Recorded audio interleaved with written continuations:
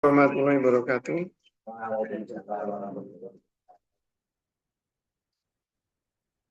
Alhamdulillah.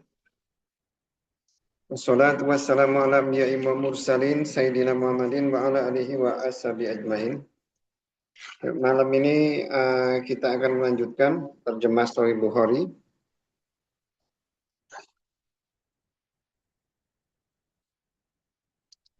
Lanjutan dari bab tamattu. A'udzubillahi minasyaitonirrajim. Bismillahirrahmanirrahim. Hadasa telah menceritakan kepada kami Muhammad ibnu Musanna. Hadasa telah menceritakan kepada kami Gundar hadasa telah menceritakan kepada kami Su'bah an dari Qais ibnu Muslim an dari Tariq ibnu Sihab an dari Musa radhiyallahu anhu, semoga berdoa Allah darinya. Qala berbicara dia, Qadimtu datang aku ala kepada nabi-nabi sallallahu alaihi wasallam. Pak maka amaro menyuruh dia hu kepadanya dengan hil tahalul. Jadi babnya ini adalah bab tamattu ya, babnya tamattu di dalam dulu orang Arab itu punya ketentuan kalau pergi haji itu ya hanya untuk haji aja, tidak boleh dicampur dengan yang lain-lain, termasuk dicampur dengan umroh baik setelah atau sebelum. Kemudian datang Islam. Di dalam Islam itu membolehkan orang itu melakukan ibadah haji itu umroh dulu baru haji. Dan itu sesuatu yang memang disuruh oleh Nabi. Sehingga sebagian ulama itu berpendapat bahwa haji itu yang paling baik itu adalah tamattu. Walaupun Nabi itu jadi sebagian besar ulama itu berpendapat bahwa haji yang paling baik itu adalah tamattu. Tamattu itu artinya kan bersenang-senang ya, tamattu itu. Artinya orang itu melakukan umroh dulu sebelum haji, kemudian dia tahallul, setelah tahallul dia melakukan ibadah haji. Itu tamattu. Nah, di sini salah seorang sahabat yaitu Abu Musa Al-Ansari ya. Abu Musa Al-Ansari dia datang kepada Nabi ketika Nabi melaksanakan ibadah haji juga bareng dengan Ali bin Abi Thalib. Nah, oleh Nabi ketika datang Abu Musa Al-Ansari mau haji, oleh Nabi itu ya disuruh tahallul. Dia sudah datang, sudah tawaf ya, tawaf kudum, kemudian tawaf Safa Marwah, kemudian oleh Nabi itu disuruh tahallul. Tahallul itu berarti dia tidak lagi mengenakan baju ihram. Itu nanti baru setelah di hari Tarwiyah tanggal 8 baru dia akan berniat lagi untuk melaksanakan ibadah haji. Jadi perbedaan antara tamattu dengan haji adalah ketika tamattu itu ada tahallulnya. Kalau haji itu dia dari mulai mikot itu terus-menerus menggunakan baju ihram. Itu perbedaannya di situ. Dan selama seseorang itu menggunakan baju ihram, maka berlaku larangan-larangan yang telah ditetapkan selama haji, yaitu tidak boleh bersetubuh dengan kalau dia pergi dengan istrinya, kemudian tidak boleh tidak boleh bertengkar, walaupun sebenarnya bertengkar itu atau berbantah-bantahan, walaupun berbantah-bantahan itu ya sebenarnya tergantung gitu loh, tergantung. Tapi berbantah-bantahan itu untuk urusan apapun itu di dalam ibadah haji itu nggak boleh, karena memang aslinya haji itu ya fokus hanya untuk ibadah saja. Ini yang kadang sering dilupakan oleh orang ya. Padahal kalau ibadah haji itu yang benar tuh ya orang itu selama dia memakai baju ihram, kalau sesuai ketentuan Nabi ya hidupnya itu lebih banyak dia membaca talbiyah aja atau tasbih, tahmid, takbir, cuman itu aja. Kalau kita kan mungkin ngobrol, akhirnya ribut, Termasuk gimana berbantahan urusan agama pun nggak boleh juga gitu loh. Makanya di situ nggak boleh berbantah-bantahan bahasanya. Jidal itu berbantah-bantahan, nggak ngomong urusan benar atau salah gitu. Karena kalau untuk dia perbuatan maksiat juga ada larangannya. Wala fusuk itu. Fusuk itu melakukan sesuatu kemaksiatan, tidak boleh. Jadi ada dua hal yang dia boleh gitu ya, dua hal yang boleh seperti bersetubuh dan berbantahan itu sesuatu yang boleh di luar ibadah haji. Tapi ketika seseorang itu melakukan ibadah haji, tidak boleh berbantahan untuk urusan apapun. Gimana kalau ada orang berbuat salah, ya udah biarin aja lah. Kita kalau mau ngurusin orang satu, apa itu seluruh ibadah jamaah haji, bingung kita itu. Orangnya itu macam-macam itu loh. Biarin aja, malah ujungnya kalau kita mau ngurusin ribut. Makanya kalau ibadah haji itu ya fokus aja ke diri sendiri. Kan ibadah haji itu kan gambaran nanti ketika kita ada di akhirat itu kita itu nanti hanya memikirkan diri sendiri. Hadasa telah berkata kepada kami Ismail, kalau berbicara hadasa telah menceritakan nih kepadaku Malik. Dan hadasa telah menceritakan nak kepada kami Abdullah ibnu Yusuf, akhbaro telah mengabarkan kepada kami Malik an dari Nafi, an dari Ibnu Umar, an dari Hafsah radhiyallahu anhum, semoga meridha Allah dari mereka, zauji istri Nabi sallallahu alaihi wasallam. Hafsah itu adalah anaknya Umar, anaknya Umar, anaknya Umar. Jadi ketika Hafsah itu ditinggal mati suaminya, Umar itu nawarin anaknya itu ke sahabat ya, nawarin ke Abu Bakar, gak mau Abu Bakar. Dia nawarin ke Ali, gak mau. Nawarin ke Utsman, gak mau. Aduh, kecewa berat itu karena mereka kan orang-orang yang dekat gitu. Maksudnya kan kalau dia nawarin, kalau kita pikir ya nawarin tuh mereka tuh kalau dulu mikirnya mana nawarin ke orang soleh aja gitu kan, pada nggak mau. Jadi akhirnya tiba-tiba dia dilamar oleh Nabi. Nah, setelah dia dilamar oleh Nabi dan menikah sama Nabi, itu datang Abu Bakar ngasih tahu, Umar, kamu tahu nggak? Saya itu bukan nolak Hafsah ketika kamu menawarkan ke saya. Saya udah dengar Nabi itu nanyain tentang Hafsah. Walaupun Nabi nggak cerita gitu, nggak cerita bahwa dia mau melamar Hafsah, tapi Nabi itu nanya tentang Hafsah. Ya artinya apa? Artinya ini Abu Bakar itu tanpa Nabi cerita pun dia tahu gitu. Makanya saya menolak itu penghormatan tuh Nabi gitu loh. Walaupun sebenarnya kalau itu Abu Bakar itu apa itu namanya, ketika ditawarkan tuh nerima gitu ya, kan nggak salah kan belum dilamar Nabi gitu. Ya tapi itu Abu Bakar tuh begitu pahamnya gitu ya, begitu pahamnya apa yang diinginkan Nabi, jadi nggak terpikir sampaian ketika kalau Nabi nanya sesuatu dia nunggu dulu apa maunya Nabi. Dan tuh sahabat tuh seperti itu ya, sahabat itu mereka tuh saling ngambil gitu ya, saling ngambil, saling besanan. Makanya kalau ada orang gitu ya yang ngomongin bahwa oh si ini bermusuhan dengan Ali, bermusuhan dengan apa itu namanya Abu Bakar dengan ini, ya nggak ada gitu karena mereka tuh ya rata-rata mereka tuh saling besanan. Kadang si anaknya si A diambil anaknya si B, tapi kan seringnya seperti itu. Walaupun mereka tuh kadang di dalam beberapa hal mereka tuh berbeda pendapat, tapi berbeda pendapat tuh tidak menjadikan mereka tuh akhirnya bermusuhan.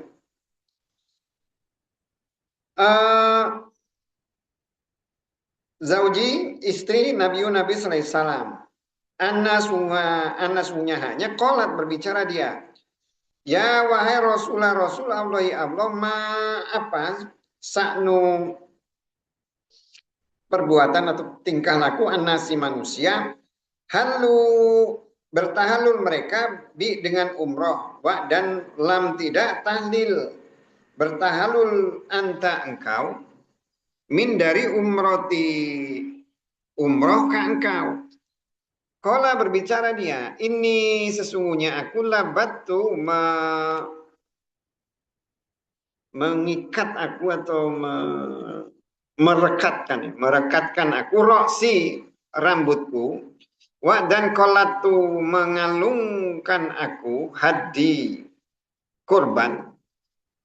Kolada itu artinya memberi tanda kepada binatang yang akan dikorbankan dengan bentuk apapun gitu. Kadang mereka itu dengan mengikatkan tali sehingga orang itu zaman dulu tuh ketika mau pergi haji itu tahu oh ini orang mau pergi haji karena bawa binatang yang sudah diikat dan itu sesuatu yang umum gitu loh. Sesuatu yang cara mengikatnya sih tidak dijelaskan di hadis, tapi itu sesuatu yang sudah dikenali. Oh, kalau ini mau pergi haji.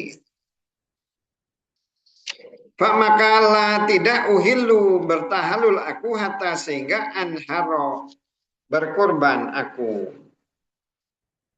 Jadi kalau kita lihat di hadis Nabi itu dia menyuruh orang untuk tahallul tapi dia sendiri tidak melakukan tahallul karena tadi masalahnya dia membawa binatang ternak, binatang kurban. Yang binatang kurban itu ya harus diberi makan, diberi minum dan Nabi ngurusin semua itu. Nabi itu membawa kurban sebanyak 63 unta sesuai dengan umurnya Nabi. Sesuai dengan umurnya Nabi. Jadi kurbannya itu kurban. Makanya paling bagus itu kalau kenapa cerita gini ya, cerita. Kita ini kan cerita membaca tentang apa itu bagaimana Nabi itu berhaji, walaupun tidak semuanya itu dia menjadi satu sunnah, tidak menjadi satu sunnah, ada sesuatu yang harus diikuti sama persis apa yang dilakukan oleh Nabi. Tapi paling tidak kita itu bisa membandingkan gitu, bisa membandingkan apakah yang kita lakukan itu sama dengan Nabi atau perbedaannya berapa sih gitu. Perbedaan antara apa yang kita lakukan dengan apa yang sudah dilakukan oleh Nabi. Contohnya tadi kurban gitu kan. Kurban, Nabi kurban itu 63 di usia dia gitu loh, di usia dia 63. Kalau kita korban paling kambing ya, kambing. Iya, iya. Ya karena kita ini korban tuh kadang masih mikirin anu ya. Tapi kalau korban niatnya memang ingin numpuk pahala gitu ya, pahala di akhirat pasti nggak segan-segan harusnya. Harusnya gitu. Tapi kita ini kan sering korban, oh nggak enak orang kaya kok nggak korban jadi omongan gitu. Senangnya gitu gitu. Korban juga pakai diumumkan. Nah, makanya zaman sekarang ini agak susah nyari orang yang beramal itu ikhlas, banyak faktor-faktor ya, faktor-faktor nganu gitu ya. Ya mudah-mudahan aja. Tapi paling enggak sudah melatih diri untuk berkorban ya, korban. Tapi hanya gambaran aja bahwa Nabi itu korban segitu. Kemudian kalau kita lihat dari hadis ini juga bisa disimpulkan seperti yang pernah saya sampaikan bahwa tidak semua yang dilakukan oleh Nabi itu diperintahkan oleh Nabi sendiri dilakukan oleh Nabi. Makanya ulama berkesimpulan bahwa ketika ada antara perbuatan Nabi dengan perkataan Nabi itu berbeda, maka yang lebih utama itu adalah perkataan Nabi. Yang lebih utama itu perkataan Nabi dibandingkan dengan perbuatan Nabi ketika itu berbeda. Ketika berbeda, sama seperti Nabi menyuruh kalau kita kencing jangan berdiri, tapi nanti di hadis akan ketemu Nabi kencing dia berdiri. Contoh juga di sini tamattu, tapi ada alasannya, Nah, dengan hadis ini kan bukan berarti oh nanti bingung mana yang benar atau yang mana, tapi ini justru memberikan kesempatan kepada kita itu seluas-luasnya bahwa semua itu jadi benar gitu loh. Artinya kita tuh harus bersyukur ketika Nabi itu antara perkataan dengan perbuatan itu beda. Sehingga kita bisa punya dua hal yang bisa dicontoh. Bisa punya dua hal yang bisa dicontoh. Makanya kenapa di Sahih Bukhari itu hadis cerita tentang wudhu itu ada yang sekali, dua kali, tiga kali itu semuanya itu ditampilkan. Supaya kita itu beragama itu enak gitu loh. Yang repot kan ketika ada hadis itu cuma satu. Berarti kan satu itu kan berarti itulah seperti itu yang harus kita lakukan. Tapi kalau berbeda-beda justru lebih enak untuk kita. Semakin banyak dia berbeda dengan caranya atau apanya, enak. Makanya kadang ada perintah Nabi, ya hadis itu bisa bentuk perintah. Ketika Nabi itu dia memerintahkan, kemudian Nabi melakukan yang bertentangan dengan itu, atau sahabat yang dia melakukan dengan cara yang berbeda, gitu. Tapi didiamkan oleh Nabi, kan enak. Berarti udah ada tiga cara. Apalagi kalau sahabatnya itu ada lagi yang beda yang lain, gitu. Sama seperti ketika Nabi itu talbiyah, ya. Nabi kan talbiyah itu labaik Allahumma labaik labaik la syarika laka labaik innal hamda wa ni'mata laka wal mulk la syarikalah, kan ya. Tapi ada sahabat yang dia ada membaca labaik Allahumma labaik, tapi selanjutnya itu enggak baca seperti itu. Selanjutnya itu kan misalnya kayak Allahu Akbar, Allahu Akbar, la ilaha illallah, apa ya? Lah, Allah wahdahu la syarikanya. Sodako wa'dah, wa nasara abda, wa ajad junda, wa zaman azaba wa'dah, gitu kan ya. Itu adalah ucapan sahabat, tapi oleh Nabi itu didiamkan. Berarti itu kan sesuatu yang benar, gitu ya. Sesuatu yang benar.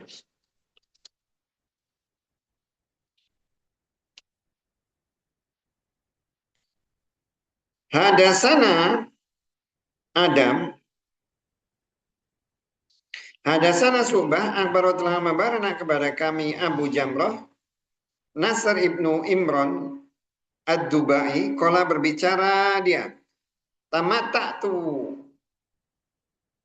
aku, pak maka naha melarang ni kepadaku nasun manusia. Pak maka saal tu bertanya aku Ibnu Abbas radhiyallahu anhuma, semoga meridhoi Allah dari dia berdua. Pak maka amaro menyuruh dia ni kepadaku. Pak maka ro'aitu melihat aku fi di manami mimpi. Wa dan ka'anna seakan-akan rojulan laki-laki yakulu berbicara li kepadaku haji mabrur. Mabrur itu kan yang penuh kebaikan maksudnya. Wa dan umrotun umroh makbulatun yang diterima. Pak maka akhbar tu mengabarkan aku Ibnu Abbas pada Ibnu Abbas. Pak maka kola berbicara dia. Sunnata sunnah Nabi SAW. Pak maka kola berbicara dia di kepadaku akim, diamlah engkau indi di sisiku. Pak maka aja'al akan menjadikan aku la bagika engkau sahman bagian min dari mali hartaku. Kola berbicara subah, Pak maka kultu berbicara aku li karena ma apa? Pak maka kola berbicara dia li karena ru'ya mimpi alati yang ro'ai. Ro'a itu melihat aku. Ya, jadi Abu Jamroh ya. Abu Jamroh dia melakukan ibadah haji. Ibadah hajinya itu dia melakukan tamattu. Ya. Tamattu. Kan kalau kita lihat ya di masa Nabi orang itu kan disuruh tamattu ya. Disuruh tamattu. Kemudian di zaman sahabat itu kan antara zaman Nabi dan zaman sahabat itu ternyata masih ada gitu loh. Manusia-manusia yang menganggap bahwa larangan apa itu namanya aturan-aturan awal itu masih gitu loh. Bahwa namanya haji itu ya haji aja. Gitu. Namanya haji itu ya haji aja. Sehingga ketika melihat orang itu sebagian itu melihat bahwa Abu Jamrah itu melakukan tamattu, maka banyak orang itu yang melarang dia. Banyak orang yang melarang dia. Itulah salah satu keuntungan zaman sekarang itu kan kalau mau menyebarkan ya. Kalau zaman dulu ada apa itu namanya WA, mungkin apa yang disampaikan oleh Nabi gampang tersebar gitu kan ya. Tapi kan kalau zaman sekarang, zaman dulu mungkin ketika Nabi itu menyuruh itu hanya kepada sahabatnya, nggak semua orang yang melakukan ibadah haji dia tahu gitu loh. Dan penyebaran agama kan tidak seperti sekarang, gampang menyebarkannya. Sehingga pengertian tentang bahwa haji itu yang paling utama itu adalah tamattu itu nggak semua orang ngerti. Nggak semua orang itu ngerti. Sehingga ketika Abu Jamrah itu melakukan tamattu, manusia itu banyak yang larang. Akhirnya Abu Jamrah itu tanya kepada Ibnu Abbas. Jadi itulah pentingnya gitu ya di dalam satu masyarakat tuh ketika seseorang itu melakukan sesuatu, kemudian dia tidak tahu, dia bertanya kepada orang yang tahu. Dan orang yang tahu itu ya orang yang memang menjadi rujukan. Waktu itu yang menjadi rujukan itu kan kalau di antara para sahabat rujukan terkait agama itu ada 7 kan ya, Ibnu Abbas, kemudian Ibnu Zubair, Abdullah bin Zubair gitu ya. Kemudian Abdullah bin Abi Waqqas, Abdullah bin Amr gitu, ada 7 ulama yang semuanya itu anak-anaknya para sahabat. Nah, ketika apa itu namanya? Dia bertanya kepada Ibnu Abbas, dia nyuruh kamu lakukan itu, kamu lakukan itu. Gak apa-apa, itu sesuai dengan apa yang disunahkan oleh Nabi. Nah, kemudian malamnya ketika tidur itu Abu Jamroh itu melihat seorang laki-laki itu ngomong kepada dia bahwa kamu mendapatkan haji yang mabrur dan umroh yang diterima. Sehingga dia mengabarkan hal itu kepada Ibnu Abbas. Ibnu Abbas itu mengatakan bahwa apa yang kamu lakukan itu ya sesuai dengan sunnah ya, sesuai dengan apa yang dilakukan oleh Nabi Sallallahu Alaihi Wasallam. Jadi kalau sunnah itu, kalau bahasa sunnah itu bukan berarti apa ya, sunnah itu seakan-akan kalau itu dilakukan itu sesuatu yang lebih baik, tapi sesuai dengan aturan ya. Kan ada istilah kita itu ada wajib, ada sunnah, ada mubah gitu kan. Sunnah itu ya sesuatu yang memang dilakukan oleh Nabi atau diperintahkan oleh Nabi. Jadi tapi tidak berarti bahwa ketika seseorang itu tidak melakukan sesuai sunnah nanti berarti dia itu salah gitu.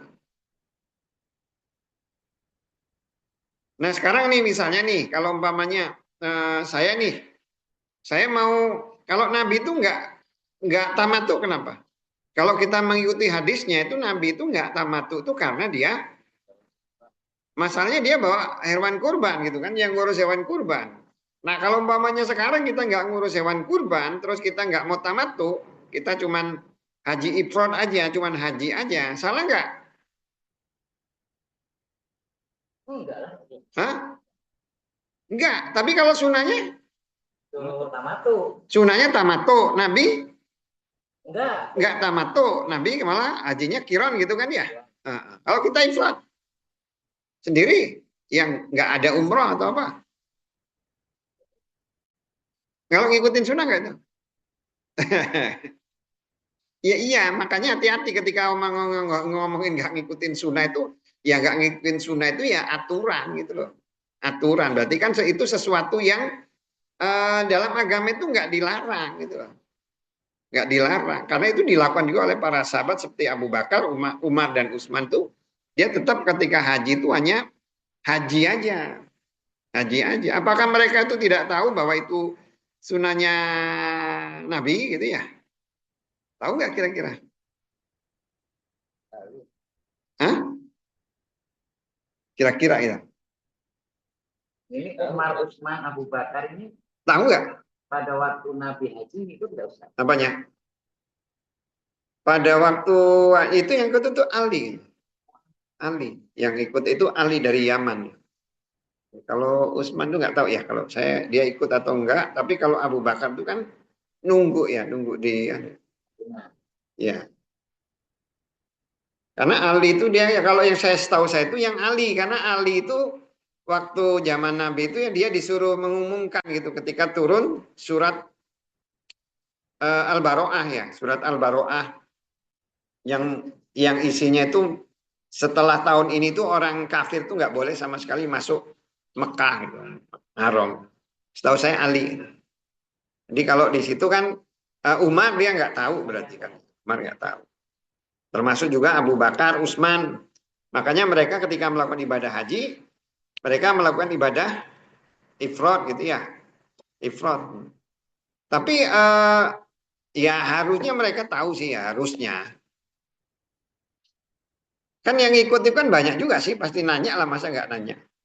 Tapi kita nggak bisa nebak, nggak bisa nebak. Nanti kita lihat di hadis berikutnya. Tapi bahasa mengikuti sunnah itu ya, mengikuti sunnah itu artinya bahwa kita itu ketika kita tidak mengikuti sunnah, kita tidak mengikuti sunnah itu berarti bukan berarti kita itu dosa gitu ya. Contoh, sunnahnya sholat sunat itu di mana? Rumah. Di rumah. Gimana kalau umpamanya kita sholat sunat di masjid? Boleh. Ikut sunnah nggak? Enggak. Lah iya. Ya hati-hati makanya ngomongin orang nggak ngikutin sunnah. Oh nanti baca faman rogobah sunati falaisa mini. Barang siapa tidak mengikuti sunnahku maka bukan dari boleh sama lebih afdol gitu. Apanya? Hukumnya enggak boleh dan lebih afdol. Iya, kembali kepada aturan gitu. Namanya sunnah itu kan sesuatu yang disuruh oleh Nabi atau dilakukan oleh Nabi. Sesuatu yang disuruh oleh Nabi. Tapi itu kan berarti ketika kita mengikuti sunnah itu menjadi sesuatu yang lebih afdol gitu loh. Tapi ketika kita tidak mengikuti sunnah, selama itu yang kita lakukan itu tidak ada larangannya ya nggak masalah yang seperti itu. Sama seperti sholat ketika kita musafir, sunnahnya kosor. Dan Nabi kosor, gitu kan ya. Nabi kosor, sunnahnya kosor. Nyuruh kosor.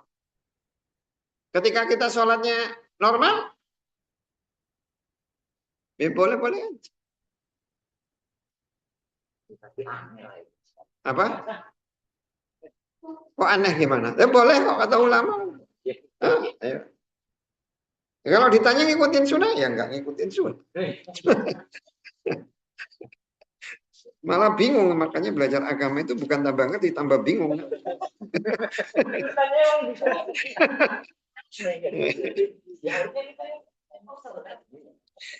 Ya itulah bedanya gitu. Kalau sunnah itu kan berarti kan utama gitu loh. Artinya kalau kita itu itulah gunanya kita itu apa itu namanya belajar gitu ya. Dengan kita itu belajar itu kita tahu amal utama gitu.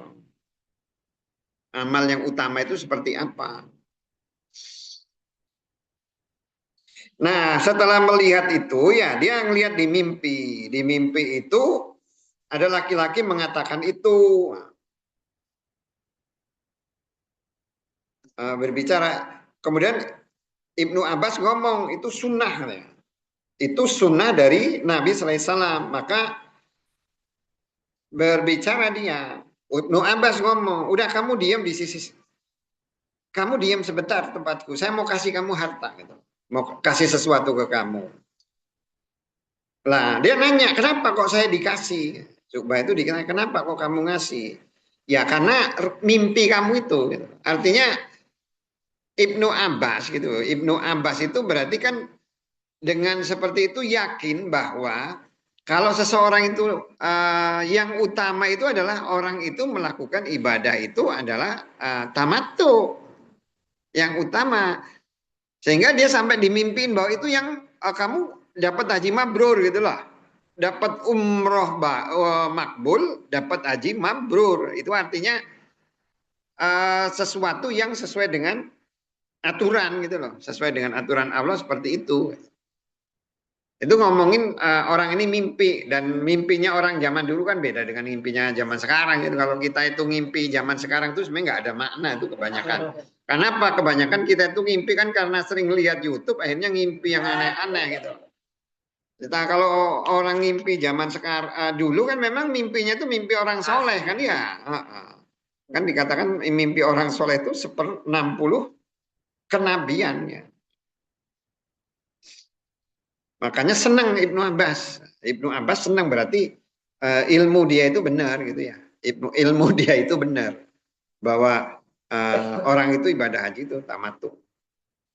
Makanya Imam Syafi'i itu pernah gitu ya belajar ilmu membaca wajah. Membaca wajah dengan melihat wajah orang dia tahu sifat-sifatnya. Dia belajar itu ilmu itu selama 1 tahun Imam Syafi'i. Nah, Kemudian pas Imam Syafi'i balik, tiba-tiba di tengah jalan dia ketemu orang kok baik bener. Nawarin dia nginep, siapin makan, siapin semuanya. Tapi menurut ilmu yang dipelajari oleh Imam Syafi'i bahwa orang yang berwajah seperti ini sifatnya itu punya sifat buruk, nggak mungkin punya sifat baik. Waduh, kok orangnya baik bener, katanya beda bener dengan apa yang kelihatan. Waduh, udah sedih Imam Syafi'i, sia-sia saya belajar setahun. Ternyata besok pagi ketika dia mau pulang dia ditanya, kamu kenal saya enggak? Ya. Kamu saudara saya enggak? Kamu pernah dengar tentang saya enggak? Ya udah, kamu bayar apa yang udah kamu dapatkan. Jadi sama Imam Syafi'i dibayar, dia saking senengnya. Berarti ilmu ini benar nggak salah gitu loh. Sama ceritanya kayak Ibnu Abbas gitu. Ketika melihat bahwa ternyata ilmu dia benar, dia senang gitu. Hadasa telah menceritakan kepada kami Abu Nuaim, Hadasa telah menceritakan kepada kami Abu Sihab, qala berbicara dia. Qadim tu datang aku mutamatian tamatu maka Mekah dengan umroh. Pak maka dakhalna masuk kami qabla sebelum tarwiyah dengan salah satu 3 ayami hari. Jadi sebelum hari tarwiyah dia masuk 3 hari sebelumnya. Hari tarwiyah itu adalah hari ke-8. Disebut tarwiyah itu karena pada hari itu orang itu mencari air karena dia datang ke Mina itu ngumpulin air gitu loh untuk persiapan di Arafah. Persiapan di Arafah nyari ngumpulin air itulah makanya disebut sebagai apa itu namanya tarwiyah, hari tarwiyah.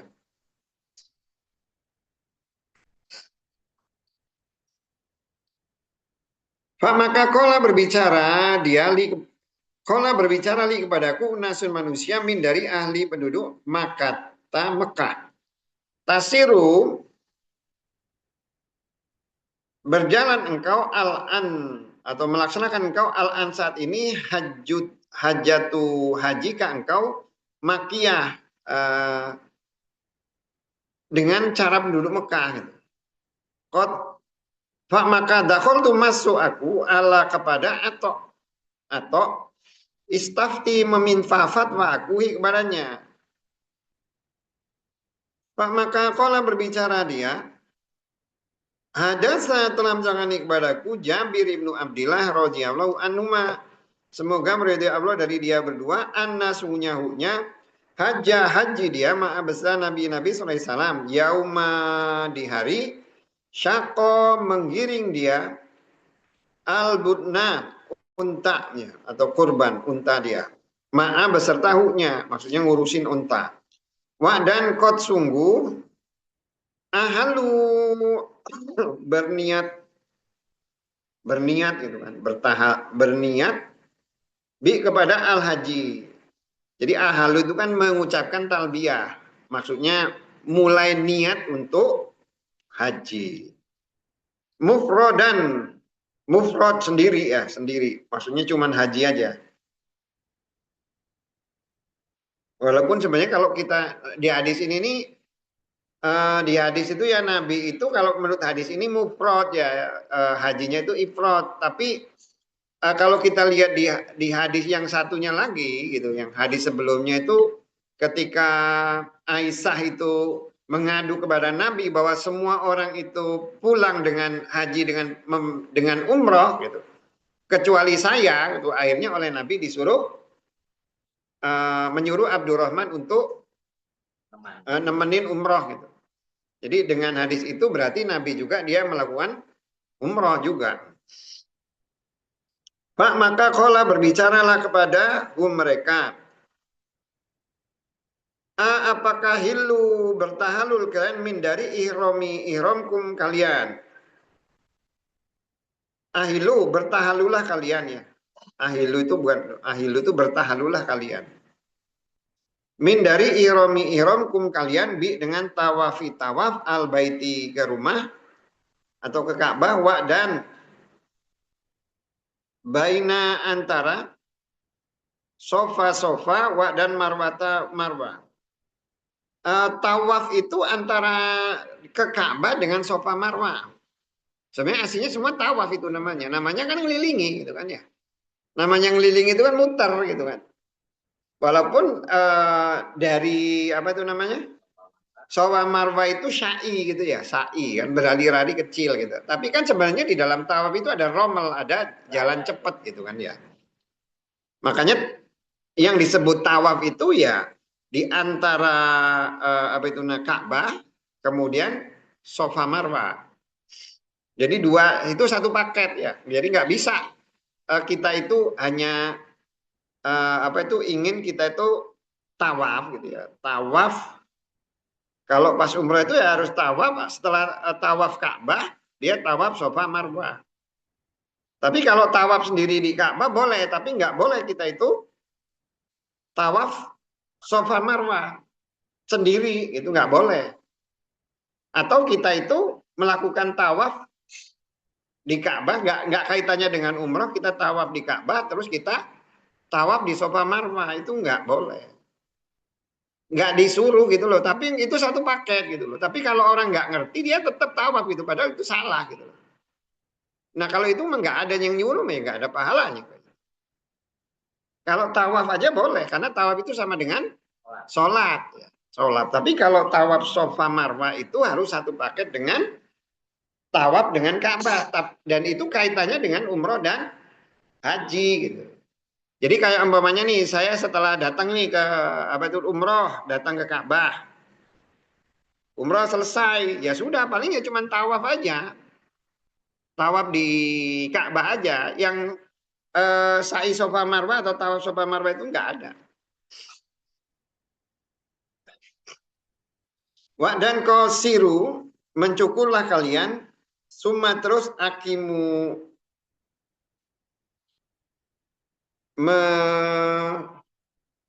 berdiamlah kalian halalan dengan halal, maksudnya sudah tahalul.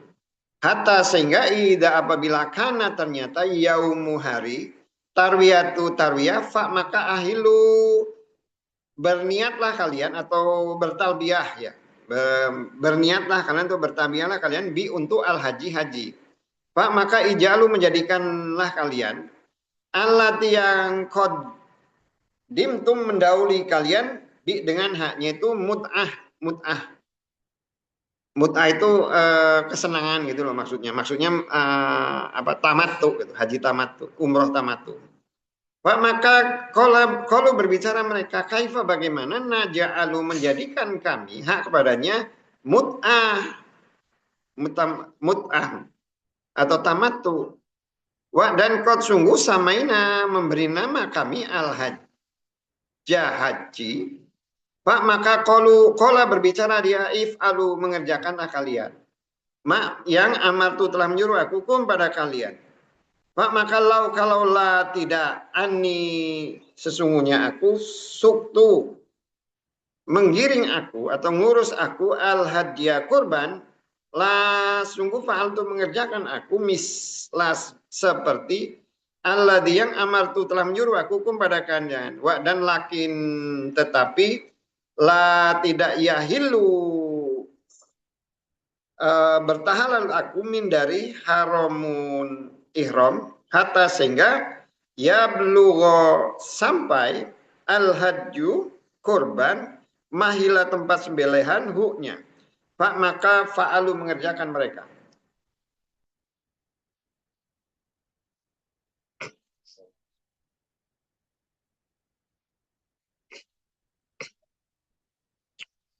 Ini dari Abu Luqman ya, Abu Luqman. Abu Sihab itu salah seorang sahabat itu datang ke Mekah. Haji tamattu. Yang didahului dengan umroh. Dia haji tamattu dengan umroh. Nah dia datang sebelum hari tarbiyah itu 3 hari sebelumnya.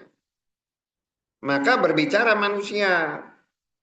Maka penduduk Mekah itu ngomong gitu loh. Kamu tuh melaksanakan haji itu harusnya seperti penduduk Mekah. berdasarkan ini gitu lah, berdasarkan hadis ini, ulama itu seperti Imam Malik itu menyimpulkan bahwa penduduk Mekah itu tidak melakukan haji tamattu. Haji tamattu itu hanya untuk penduduk di luar Mekah.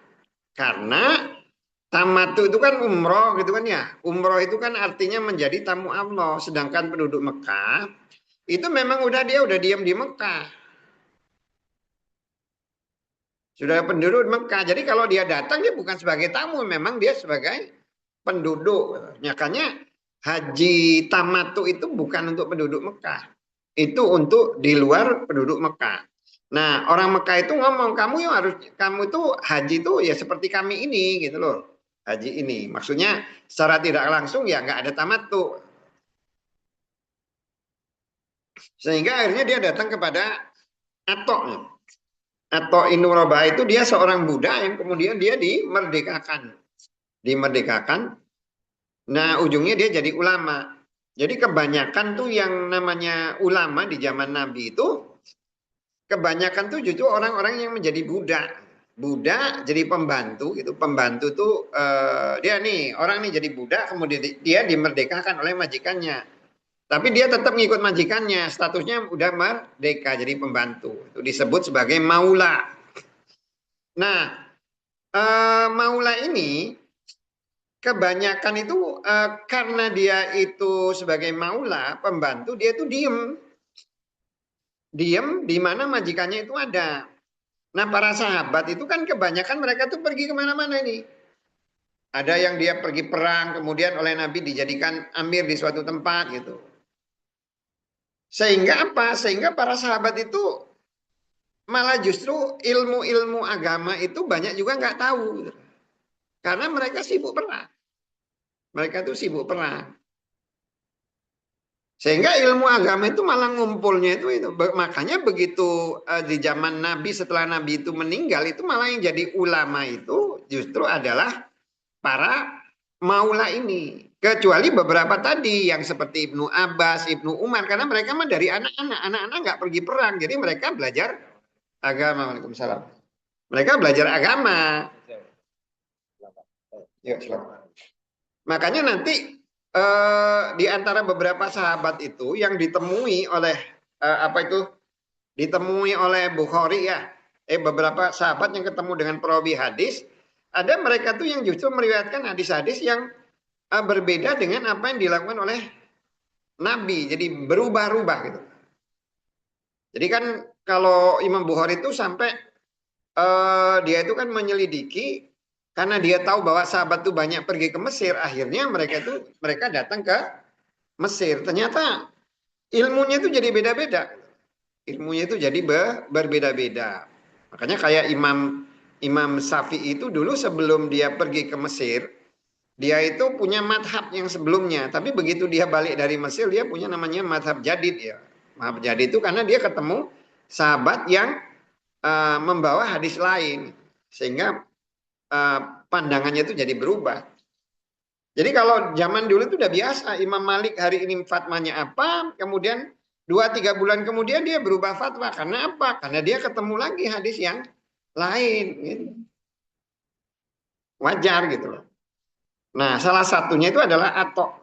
Atok ini digambarkan tuh oleh sahabat itu, digambarkan oleh orang zaman itu hitam, kecil, keriting. Tapi semua orang itu kalau ada masalah apa itu nanyanya tuh sama Atok. Jadi dia mufti Madinah dikata, muftinya Mekah. Orang itu kalau pokoknya patokan. Makanya Abu Hanifah itu suatu hari dia pernah ketika dia itu pergi umroh, dia mau cukur. Dia mau cukur, kemudian ya udah cukur.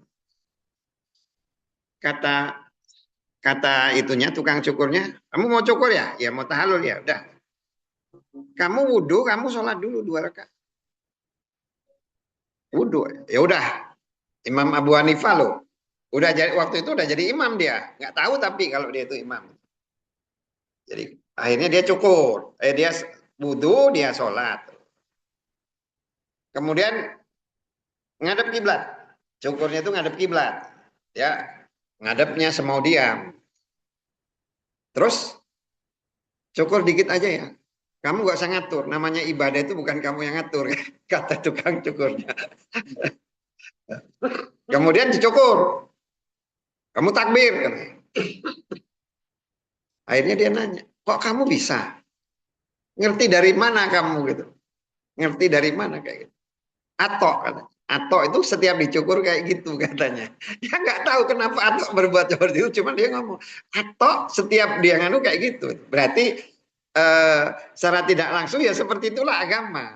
Walaupun Abu Hanifah dia nggak tahu apa dasarnya, tapi karena Atok melakukan itu, jadi tukang cukur itu menyimpulkan bahwa Atok itu melakukan seperti itu.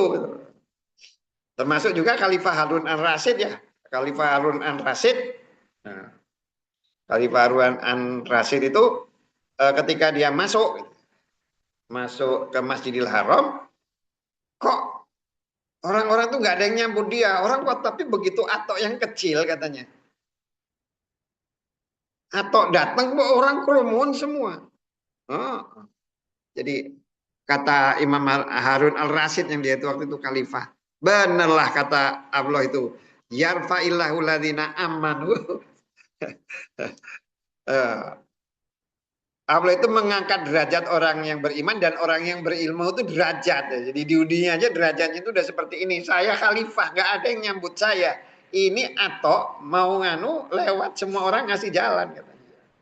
Nah itu Atok. Jadi makanya ini sahabat tuh nanya kepada Atok ya, Atok bin Robah. Dia ngomong gitu ya kepada dia cerita tentang hadis ya. Hadis dari Jabir ibnu Abdillah radhiyallahu anhu sebenarnya. Sesungguhnya Jabir itu pergi haji bersama Nabi. Dia pergi haji bersama Nabi, pergi haji bersama Nabi, dan dia hari itu Nabi itu membawa unta. Nah, ketika awal berangkat haji Nabi itu niatnya itu adalah untuk pergi haji, semuanya itu niatnya pergi untuk melaksanakan haji. Ketika tahallul di Zulhulaifah atau di mikotnya itu tahallulnya niatnya itu untuk haji. Tiba-tiba begitu sampai Mekah, kok oleh Nabi itu disuruh tahallul, Kan begitu sampai Mekah, suruh tahallul, yaitu nyukur rambut ya. Setelah tawaf, kamu nyukur rambut. Nyukur rambut, suruh diam sampai di hari Tarwiyah. Sampai di hari Tarwiyah, baru setelah di tanggal 8, di hari Tarwiyah itu, suruh pakai baju ihram lagi, talbiyah. Talbiyah niat untuk melaksanakan ibadah haji. Talbiyah untuk niat melakukan ibadah haji. Tapi dia nggak perlu lagi keluar dari mikot, nggak perlu balik lagi ke mikot, nggak. Dan menyuruh menjadikan itu mut'ah. Kemudian nanya gitu loh, sahabat itu, kok bisa niatnya haji tapi kok dirubah jadi umroh? Kata Nabi, Nabi itu nggak jawab. Kan harusnya Nabi jelasin gitu ya. Oh kalau niat itu bisa dirubah gitu loh ya. Niat itu kan bisa dirubah. Niat wajib dia bisa dirubah jadi niat sunnah gitu loh. Makanya kan di dalam Islam itu kan ketika seseorang itu melakukan sholat gitu ya. Sholat wajib. Kemudian tiba-tiba setelah dia melaksanakan sholat itu datang sekumpulan orang. Yang sudah wajib ini kita niatkan tadi menjadi sholat sunat nggak apa-apa. Nanti kita ngejar yang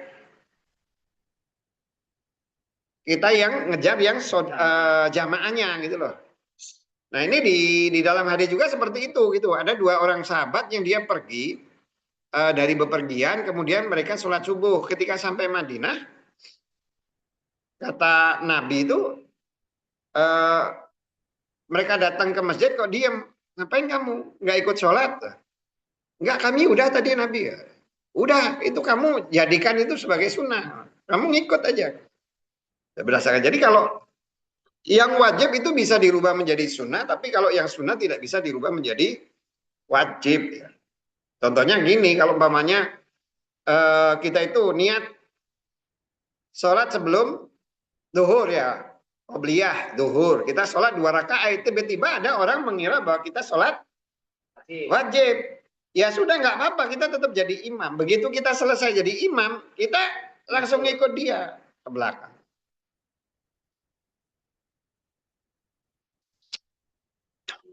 Nah, Nabi di sini dia tidak menjelaskan. Pokoknya udah kerjakan aja gitu loh. Karena apa? Kalau banyak ribut itu malah ujungnya enggak.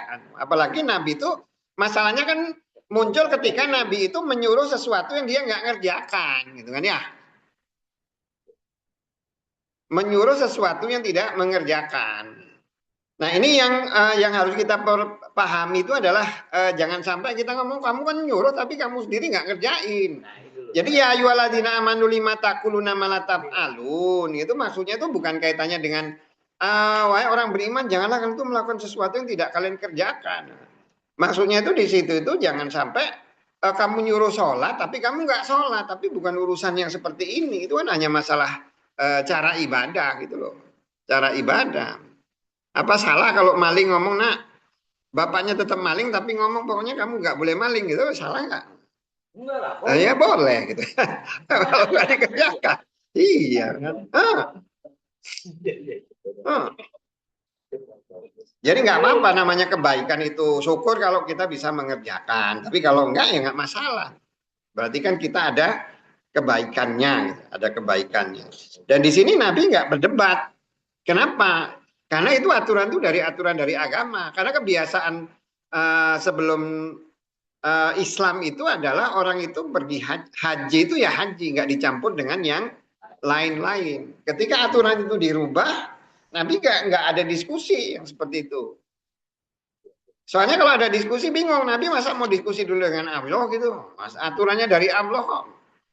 Udah pokoknya ngikut aja kamu disuruh gitu. Nabi jelaskan, saya ini nggak ngikut karena ini alasan saya. Tapi kalau saya nggak karena ini, saya nggak karena bawa kurban, ya saya akan melakukan haji tamattu. Nah berdasarkan hadis ini ulama, jumhur ulama itu meyakini bahwa haji tamattu itu lebih utama daripada haji ifrad atau haji qiron.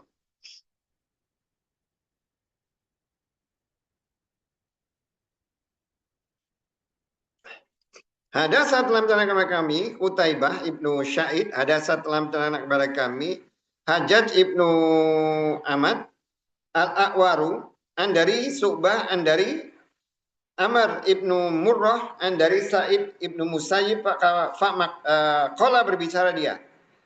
Ikhtalafa berselisih Aliyu Ali, wa dan Utsman radhiyallahu anhuma, wa dan huma dia berdua di Utsman nama tempat ya.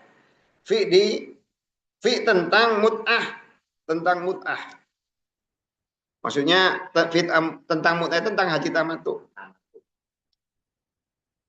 Maka qala berbicara Aliyu Ali ma yang turidu ma apa turidu menghendaki ma tidak turidu menghendaki engkau ila kecuali an bahwa tanha melarang engkau an dari amri perintah fa'ala mengerjakan kepadanya Nabi SAW. Pak maka lama ketika ro'a melihat zalika itu Aliyu Ali ahala bertahalul dia pada hima dia berdua jami'an seluruhnya. Jadi gini, kalau Ali itu tahallul itu niatnya itu karena kalau Nabi itu kan awal tahallulnya itu niatnya haji gitu ya. Tiba-tiba dirubah oleh sahabat itu disuruh umroh sama haji karena dia tamattu gitu. Tapi kalau zaman sekarang kita karena itu udah jelas kita itu mau umroh dengan tamattu, umroh dengan haji, maka kita niatnya itu umroh dengan haji gitu. Nggak tiba-tiba nggak dirubah. Oh saya niatnya haji, tiba-tiba saya rubah jadi. Jadi kan cerita awal belum ada aturan tentang tamattu. Haji tamattu kalau sekarang sudah. Nah Ali itu udah tahu. Ternyata haji itu sebelum haji itu bisa umroh dulu. Sehingga Ali itu apa itu namanya melakukan haji tamattu. Nah apakah Utsman itu tahu haji tamattu? Iya Utsman itu tahu haji tamattu. Tapi dia ngelarang orang itu melakukan haji tamattu. Termasuk dengan Umar juga melarang. Kenapa mereka itu melarang? Karena mereka itu inginnya tuh supaya Ka'bah itu rame gitu loh. Nah kalau semua orang itu udah pada melakukan umroh itu di bulan haji, nah selain bulan haji itu siapa yang mau umroh? Iya. Nah itu dia pinginnya tuh rame terus gitu. Jadi itulah alasan kenapa Utsman itu ngelarang Ali itu melakukan, melarang orang itu melakukan haji tamattu, dan itu ditentang oleh Ali. Biarin aja lah, nggak usah mikirin masalah nganu. Tapi itulah saking ya, saking gimana ya kalau pimpinan tuh ya, dia merasa pimpinannya Allah gitu lah. Kurang ajar kamu khalifah. Kenapa kok nggak ada yang umroh gitu? Kenapa rumah saya sepi gitu loh? Bukan di bulan haji kok sepi gitu ya. Ya benar juga Utsman dengan Umar juga benar juga mikirin itu gitu. Sampai mereka itu melarang gitu loh. Nah kalau di ngomongin, kalau diomong sekarang tuh ngelarang seperti itu, kalau kita ngomong sekarang apa itu namanya? Ya nggak boleh ya, masa melarang orang melakukan sesuai aturan Nabi gitu kan ya. Tapi kan tujuannya boleh itu ya. Ya itu makanya kadang kita juga harus ngeliat-ngeliat gitu ya, ketika seorang pimpinan dia melarang melakukan sesuatu, dia merubah gitu loh. Kalau zaman sekarang mungkin kalau ngelihat orang berbuat seperti itu pasti akan dibilang nggak benar, bid'ah atau apa gitulah. Tapi sebenarnya tergantung alasannya. Sama lah seperti di zaman Nabi ya. Zaman Nabi itu eh, apa itu namanya? Ketika seseorang itu menceraikan istri kemudian dia ngomong talak 3 di satu tempat, itu dia tetap dihitung sebagai satu gitu loh. Tapi di zaman Umar nggak dihitung talak 3. Kenapa? Karena Umar melihat orang itu gampang. Ngamuk-ngamuk sama istri, kamu tak talak 3 gitu. Oh, ngomong talak bolak-balik di satu tempat. Tuh, kurang ajar kata Umar. Ya udah pokoknya sekarang aturannya kalau dia talak 3 di satu tempat itu tetap dihitung 3 sama Umar. Nggak boleh balik lagi gitu.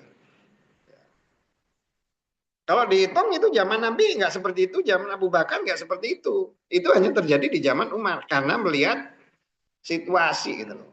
Jadi ya itulah ya keleluasaan ya di dalam agama, yang penting dia niatnya itu kan tujuannya untuk melaksanakan agama.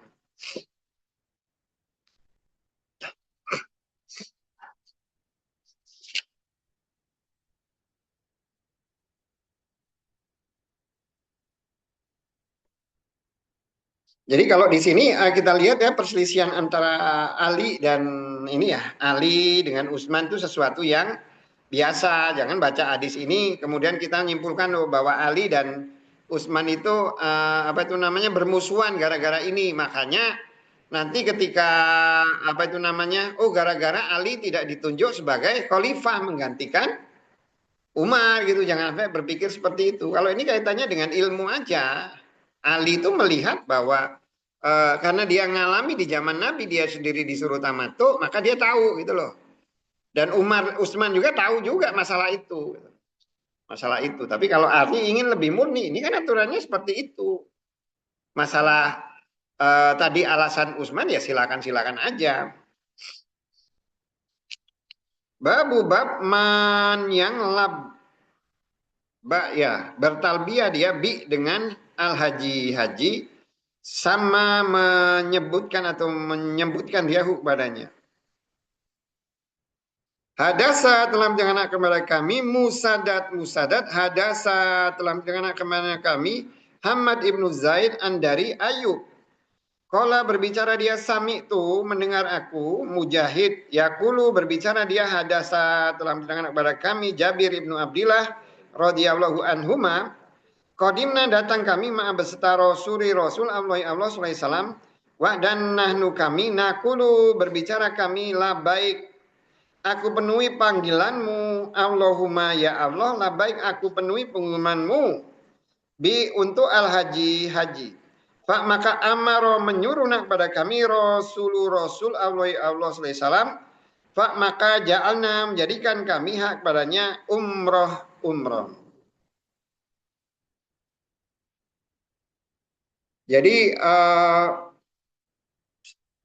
babnya itu oleh Bukhari itu disebut bab orang yang meniatkan untuk haji dan bertalbiyah itu kan niat mau haji. Kemudian disuruh ngubah niatnya jadi umroh. Nah, gitu, babnya gitu kan. Niat untuk haji di tengah jalan dirubah jadi niat untuk umroh. Artinya berdasarkan hadis itu boleh orang itu berubah niat dari sesuatu yang wajib menjadi sesuatu yang sunnah untuk dengan alasan tertentu. Bab tamattu, haji tamattu. Hadasa telah menceritakan kepada kami Musa ibnu Ismail. Hadasa telah menceritakan kepada kami Hammam. Dari Qatadah qala berbicara hadasa telah menceritakan kepadaku Mutarif dari Imron radhiyallahu anhu. Qala berbicara dia tamatna melakukan haji tamattu kami ala pada ahdi masa Rasul Allah sallallahu alaihi wasallam maka nazala turun Al-Qur'anu Quran. Kola berbicara dia, kola berbicara rojulun laki-laki dengan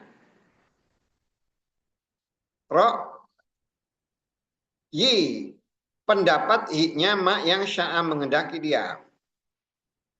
Jadi orang melakukan ibadah haji tamattu, kemudian banyak yang memberikan pendapat-pendapat gitu loh. Waktu itu ada Quran itu masih turun gitu. Artinya kalau haji itu Al-Quran masih turun itu masih dimungkinkan aturan itu berubah. Jadi kalau ngomongin kami melakukan ini tamnya za Quran. Jadi artinya ketika itu tidak ada Quran lagi yang turun yang menyatakan bahwa itu salah, berarti apapun yang dilakukan itu menjadi sesuatu yang salah gitu. Atau ketika sesuatu dilakukan kemudian turun Quran nggak disebutkan, ya berarti itu sesuatu yang benar. Makanya ketika orang itu menangis, ketika Nabi meninggal orang menangis. Semua orang itu nangis. Yang paling sedih itu justru Abu Bakar. Abu Bakar tuh ketika yang sahabat tuh nangis kan bareng-bareng. Abu Bakar tuh nyumput nangis sendiri dia. Dia sedih. Kenapa? Berarti wahyu itu terputus. Nggak ada lagi hubungan antara manusia dengan Tuhan tuh udah nggak ada hubungan lagi. Itu yang bikin Abu Bakar tuh jadi sedih. Artinya apa? Ketika tidak ada hubungan lagi dengan Allah gitu ya. Dalam arti ini aturan agama itu nggak ada lagi keringanan-keringanan atau perbaikan gitu kan ya. Makanya kalau zaman dulu itu orang melakukan sesuatu tuh enak nanya ke Nabi gimana. Nah, tinggal Nabi jawab nggak. Atau ada hal-hal yang Nabi nyuruh enak nggak. Kalau zaman sekarang repot untuk aturan agama. Ketika ada sesuatu yang berbeda dengan yang dilakukan oleh Nabi, kita nggak bisa menentukan itu benar atau salah. Cuman kesimpulannya dia lihat hadis dan Quran. Masalah itu nanti kita anggap itu benar ya. Nggak bisa rundingan, nggak bisa nanya sama Allah juga. Mana gitu. Alhamdulillah. Makanya kalau ibadah itu kalau ditanya gini, mana hukumnya kita itu membacakan Al-Fatihah untuk si ini ada apa pahalanya? Ya nggak berani bilang bahwa itu bisa gitu loh. Apakah pahalanya bisa disumbangkan, menyumbangkan pahala? Ada yang mengatakan bisa, ada yang tidak gitu kan? Masalahnya masing-masing memiliki dasar, tapi dasarnya itu dengan hadis yang nggak ada kaitannya sebenarnya dengan itu. Sehingga apa? Sehingga nggak jelas. Nanti yang menentukan ya Allah aja. Benar atau tidak. Nah, berdasarkan itu ya paling bagus tuh kalau bisa kita itu beramal itu dengan hadis-hadis yang jelas gitu loh. Oh saya mau berbuat baik kepada orang tua saya. Gimana? Ya sedekah. Atau doa. Atau malah kalau dia belum haji, lakukan ibadah haji. Udah jelas tuh hadisnya. Jangan misalnya kamu mau neko-neko apa, saya mau berpuasa pahalanya untuk orang tua saya mau wakili Ya nggak ada. Atau misalnya saya gimana, saya mau orang tua saya, mau belum akikah gitu kan ya. Gimana akikah? Ya, kalau kita lihat hadis sih nggak dijelaskan sih pasal. Gimana akikah untuk orang tua yang sudah meninggal itu nggak ada. Walaupun ada ulama yang berpendapat ya boleh-boleh aja gitu loh. Tapi ngapain daripada cari yang tidak pasti, mending udah sedekah aja, motong kambing, bagi itu jatuhnya sedekah, kasih orang tua pahalanya. Daripada kamu nyari yang nggak jelas gitu kan ya. Nyari yang nggak jelas. Pindah niat ya Ustaz. Apa? Ya mending yang nggak pasti, yang jelas aja lah. Daripada kita itu nyari yang nggak jelas gitu loh. Kalau ditanya hukumnya, ya wallahu a'lamu bisawab katanya kan. Nggak ngerti itu, yang tahu cuma Allah, diterima atau tidak. Kita ngomong nggak diterima, ya siapa tahu diterima sama Allah. Kita ngomong diterima juga, Allah juga nggak ngomong, Nabi juga nggak ngomong.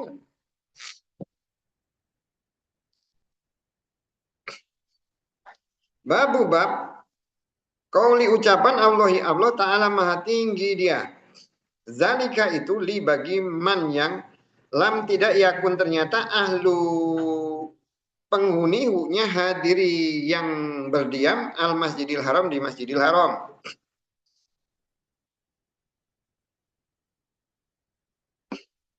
Dan kala berbicara Abu Kamil Udail ibnu Husain al Basri orang Basra. Ada saat telah menceritakan kepada kami. Jadi kalau mereka tuh kadang memberi nama gelaran tuh sesuai dengan nama wilayah gitu kan ya.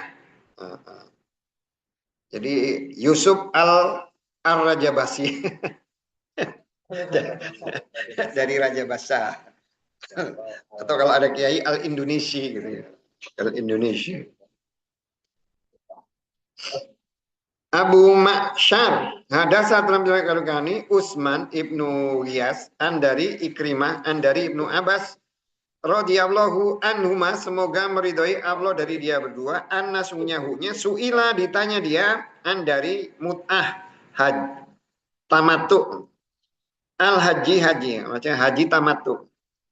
Mut'ah sendiri itu artinya senang-senang ya. Senang-senang itu karena harusnya orang itu ketika haji itu pakai baju ihram nggak bisa, nggak dilepas, nggak bebas gitu loh, nggak bebas. Tapi dengan tamattu itu dikasih kesenangan, kamu boleh bergaul dengan istri kamu, pakai baju bebas, nggak ada, nggak bisa ngobrol bebas gitu kan ya.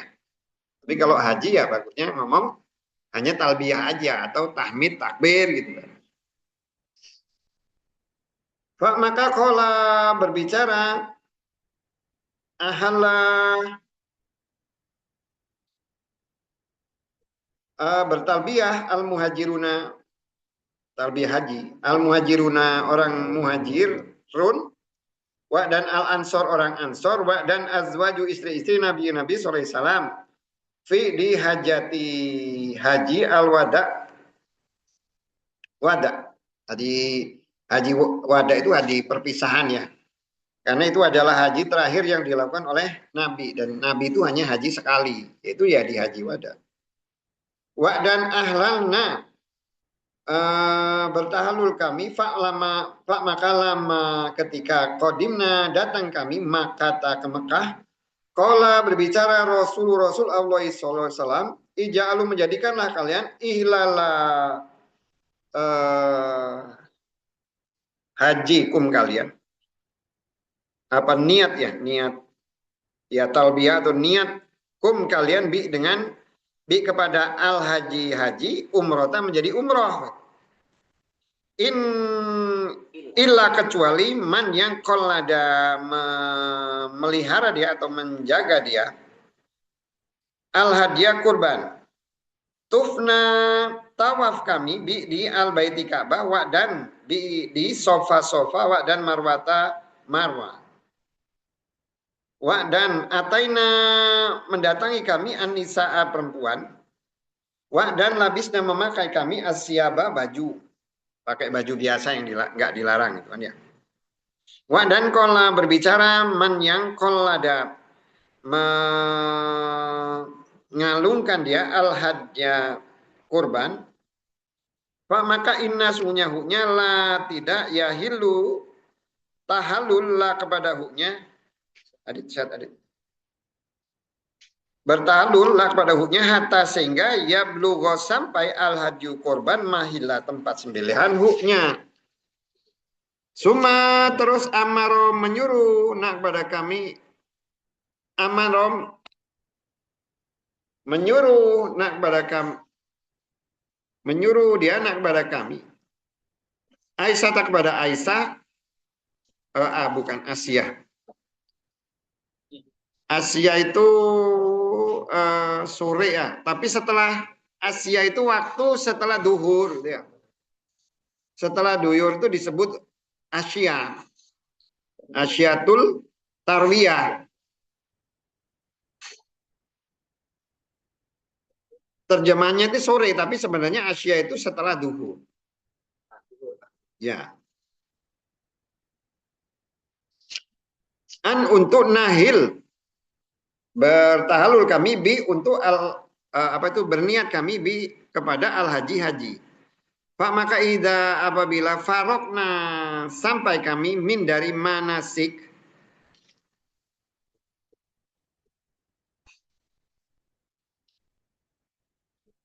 manasik itu sebenarnya kalau nusuk itu kan kurban, manasik itu tempat kurban.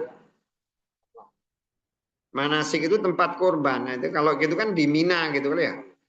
Tapi kalau secara umum manasik itu adalah, kalau menurut fikih itu adalah cara ibadah itu, manasik haji gitu loh. Tapi aslinya itu namanya manasik itu adalah tempat kurban, tempat-tempat kurban.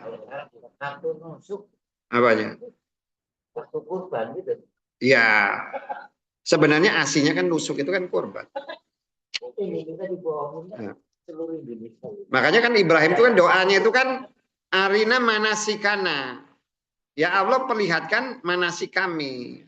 Kalau di Quran itu kan terjemahnya kan perlihatkan cara bagaimana beribadah gitu kan. Sebenarnya Nabi Ibrahim itu karena di dalam syariat Nabi Ibrahim itu haji itu ada korban. Jadi Ibrahim itu nanya ke Tuhan tuh, kalau korban mau disembelih di mana gitu loh. Sebenarnya itu artinya. Jadi kadang arti dohir dengan arti berikutnya itu agak beda. Arti manasik itu ya. Tapi kita secara umum adalah manasik itu ya.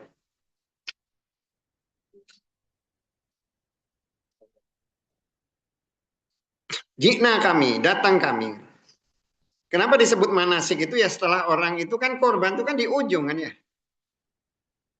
Ujungnya itu kan orang itu dia harus korban dulu baru tahallul gitu kan ya. Pokoknya harus korban dulu, dia baru nanti setelah korban dia apakah dia memotong rambut atau apa, tapi ujungnya tuh di korban itu pokoknya harus ada korbannya dulu baru dia bisa tahallul. Haji.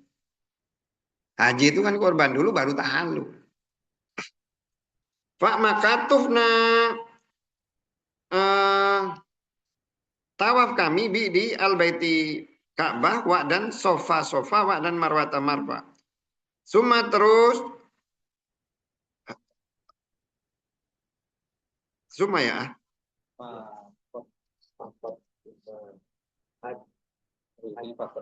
Ini kok sama, makanya saya bingung. Pak maka kot sungguh, mau di sini nggak ada fakot, makanya saya bingung kok. Suma. Pak maka kot sungguh tama sempurna haji nak kami.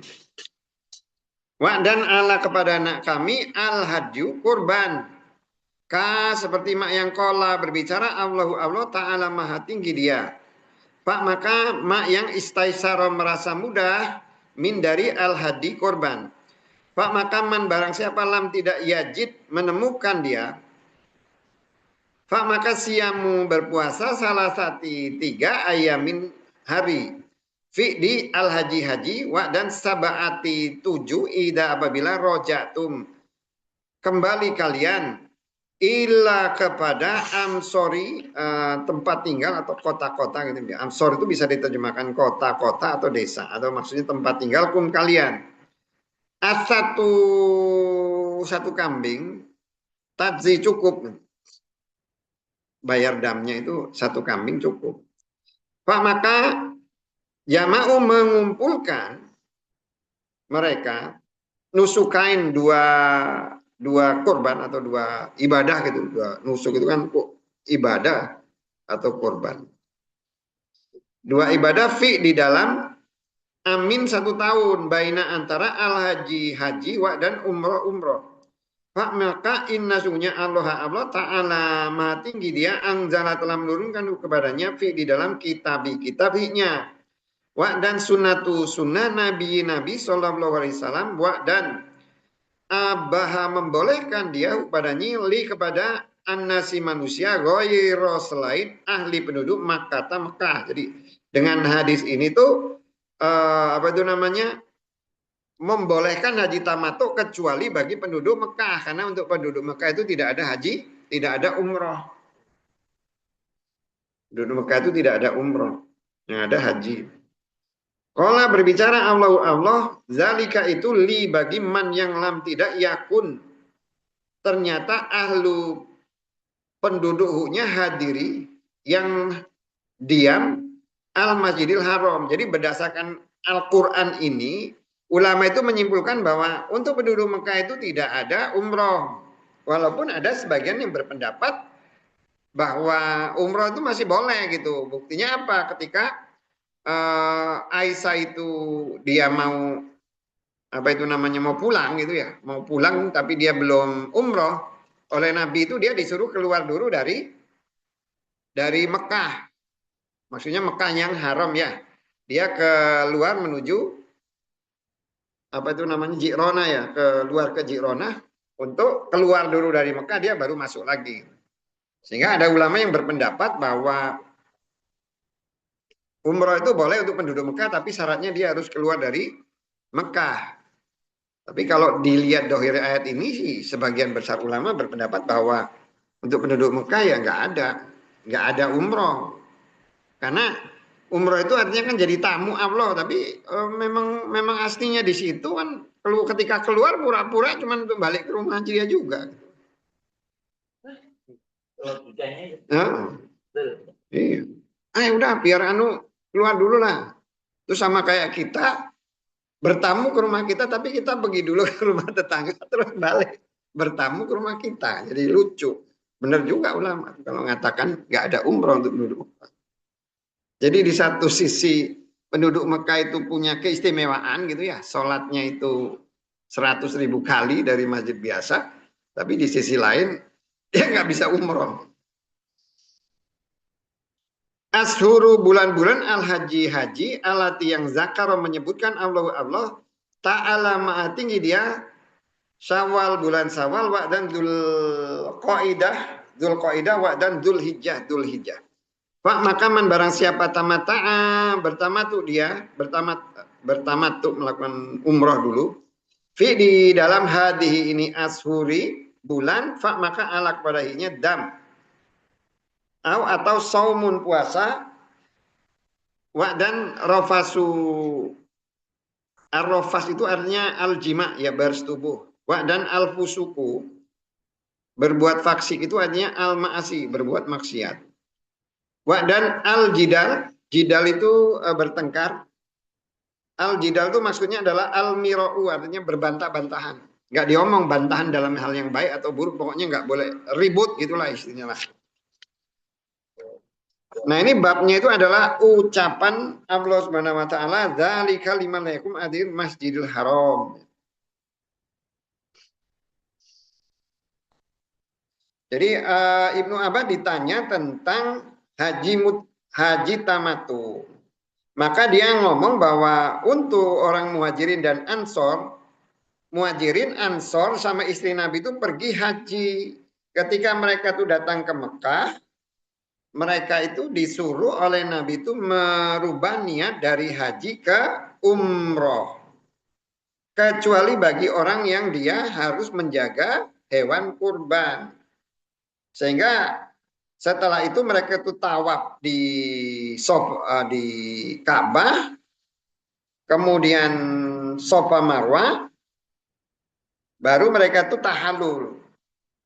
Dengan tahallul itu mereka bisa, kalau yang punya istri dia menggauli istrinya, kemudian dia juga bisa memakai baju bebas. Kecuali bagi yang dia menjaga hewan kurbannya. Nah, mereka tuh diam seperti itu pakai baju bebas tuh nggak ngikutin aturan baju ihram sampai di hari Tarwiyah. Jadi di tanggal 8 sunnahnya itu perginya itu habis duhur. Walaupun boleh, yang penting kan habis duhur itu dia boleh. Pokoknya kalau mau sore juga boleh, mau malam juga boleh. Sore atau malam. Jadi jangan ngomongin gini. Kalau kita pakai secara logika gitu kan ya. Ya kayak secara logika kan bulan itu kan kita itu kan menggunakan bulan Komariah ya. Komariah ya. Artinya kalau udah beda hari beda kan ya. Setelah maghrib itu udah beda hari kan ya. Apakah ketika kita itu datang ke sana itu berarti kita itu nggak di hari tarwiyah? Makanya ulama itu seperti misalnya ketika kita itu berada di Arafah, kita datang nih. Arafah itu harusnya tanggal berapa? Tanggal 9 kan ya? 8. Ya, 9. Iya, tanggal 9 itu kan ke Arafah. Kalau kita datangnya habis maghrib mana? Kemana? Ke Arafah. Boleh nggak Haji? Di tanggal 8 ya? Kalau kita datangnya tanggal 9 habis maghrib. Boleh. Boleh. Iya, tapi boleh. Yang penting dia ada diam di Arafah. Menurut ulama itu seperti itu. Iya, boleh. Iya, tapi kan kalau kita bicara tentang logika kan udah ganti hari gitu ya. Iya, sekarang gini umpamanya lempar jumroh. Kita kan lempar jumroh. Tanggal 10 kan lempar jumroh. Kalau kita lemparnya habis maghrib sah nggak? Ya, boleh. Beda hari? Kan berarti kalau ngitung tanggal 11. Atau karena teknis Apa? terlalu ramai kan sekarang. Ya, kalau zaman dulu kan nggak ngomong teknis nggak teknis.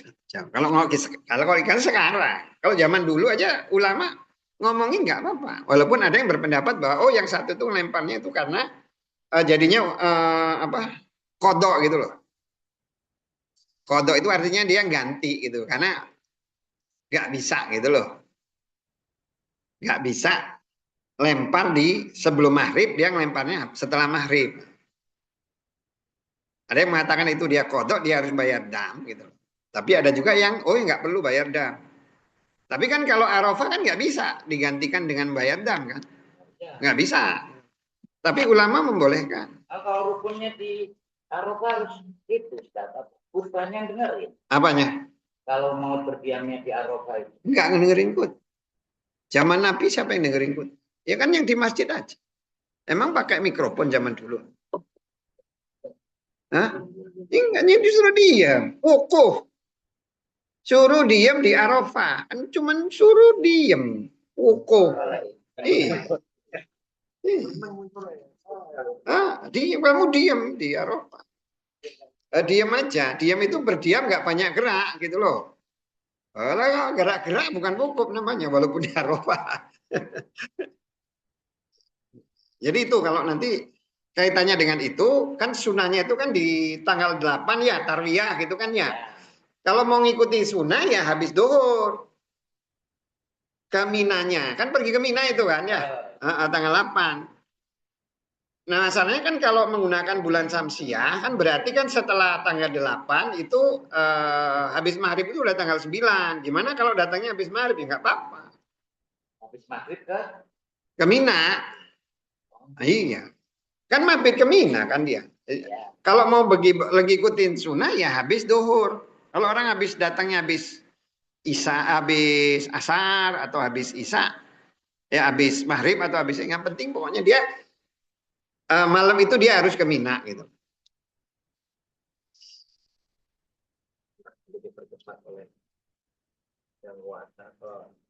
Untuk niat haji.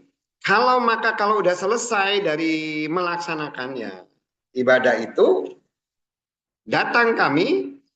Jadi setelah selesai manasik itu artinya dia ini ya pergi ke Arafah gitu kan ya.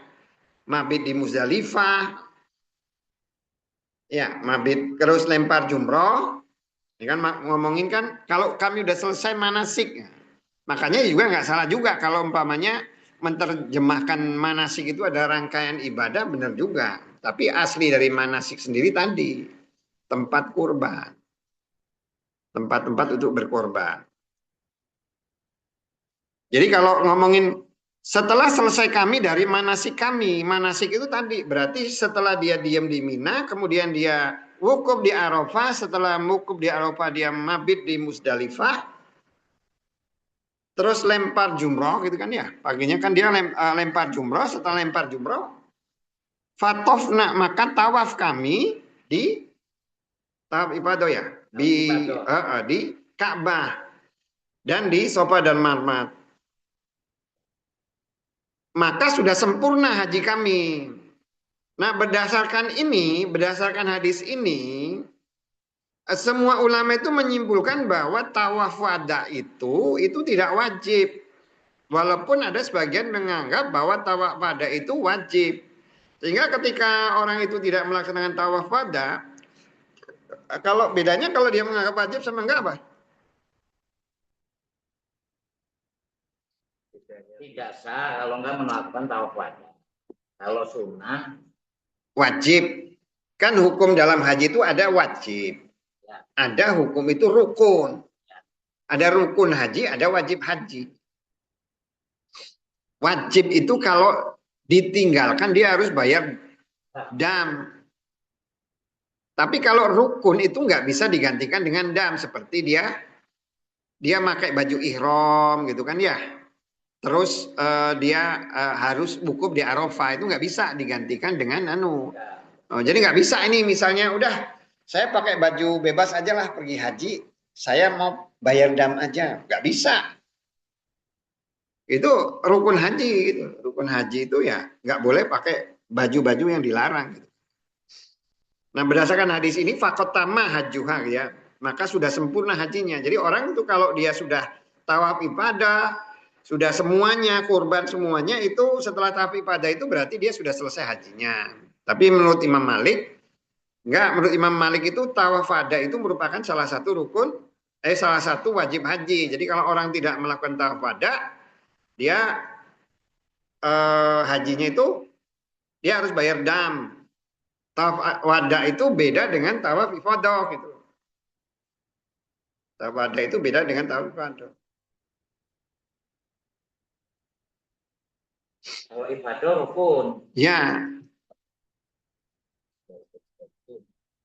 Harus puasa.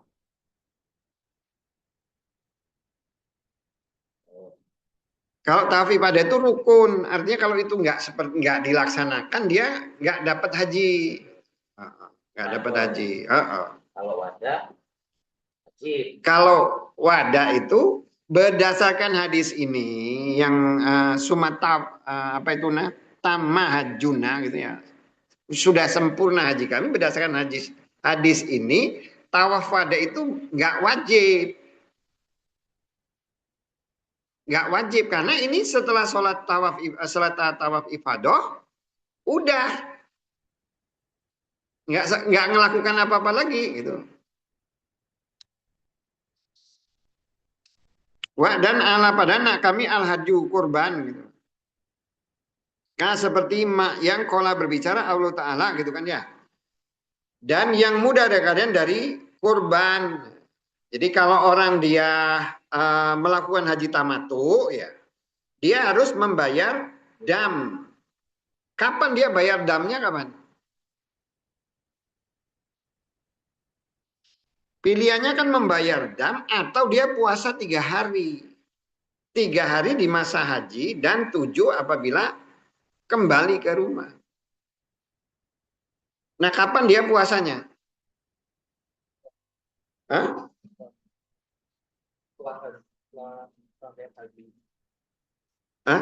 Mulai puasanya kapan? Mulai puasanya itu setelah dia umroh.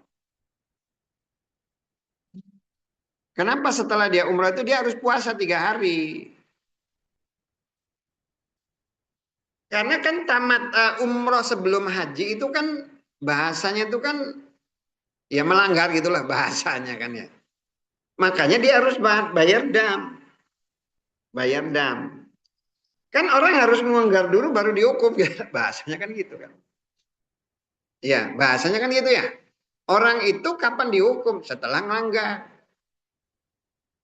Jadi nggak bisa, misalnya ini saya berangkat ini ya, saya misalnya kayak sahabat tuh, misalnya, oh saya dari Zulhulaifah kan udah tahu saya mau tamattu, ya udahlah, saya puasa dulu 3. Iya, saya iya, saya mau tamattu, udah dari apa itu namanya mikot, saya udah puasa, nggak boleh. Setelah rangkaian umroh berpuasa. Iya, kan dia bayar dam itu karena dia umroh dulu baru haji.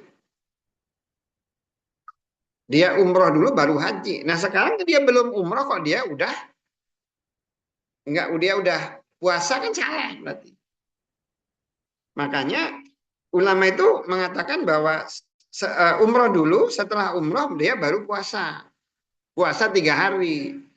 Bagaimana kalau yang datangnya deketin? Jadi kalau menurut Imam Syafi'i, kemudian Abu Hanifah dan Imam Malik gitu ya, mereka itu berpendapat bahwa ketika nanti kan kalau pas tanggal 10-nya, 10 itu kan hari raya Idul Adha itu ya, dia tidak boleh berpuasa. Kemudian mereka berpendapat ya udah puasanya di hari Tarwiyah, di hari Tasyrik, tanggal 11, 12, 13. Itu pendapat mereka yang awal. Tapi ternyata kemudian Imam Syafi'i, kemudian Imam Malik itu berubah pendapat. Karena itu juga termasuk hari raya juga gitu kan ya, hari raya Tasyrik itu kan nggak boleh puasa juga di hari itu gitu loh. Makanya ulama itu yang tadinya berpendapat itu Malik, Syafi'i sama Hanafi itu dia berubah pendapatnya bahwa di hari itu tidak boleh puasa. Jadi puasanya itu ya pokoknya di luar hari itu, yang 4 hari itu. Tanggal 10, 11, 12, 13. Kalau mau di pas hari Arafah atau misalnya tanggal 8 dia mau puasa, 7, 8, 9 dia mau puasa, nggak apa-apa. Puasa 3 hari. Boleh nggak 10? Sekaligus karena lama saya misalnya nih setelah haji saya di Madinah. Oh ya, setelah itu ke Madinah ya. Saya di Madinah saya puasa. Hah? Jauh ke Indonesia lah. Iya. Ya iya, sunahnya gitu kalau Qur'annya. Idza rojatum. Kalau kalian tuh di anu. Kenapa itu? Karena itu termasuk syiar Islam. Dengan gitu kalau ditanya, kamu kenapa kamu puasa? Gitu. Kan orang nanya, kalau ditawarin makan. Enggak, saya ini lagi puasa. Bapak, saya bayar utang 7 hari puasa. Gitu kan. Jadi orang tahu aturan agama. Gitu.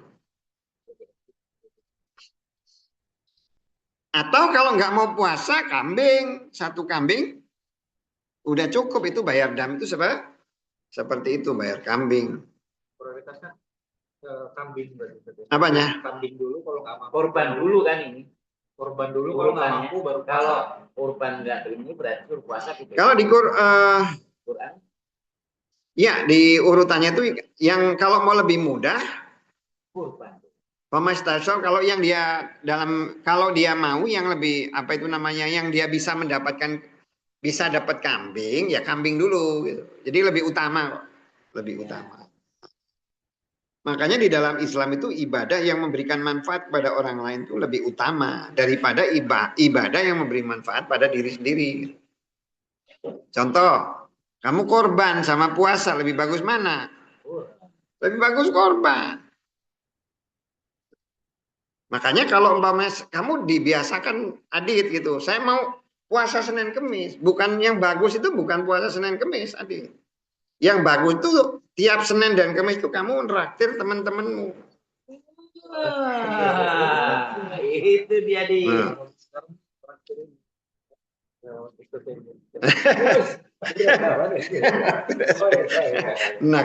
Nraktir SPPG. Ya nggak apa-apa sih puasa sih, nggak apa-apa, bagus puasa.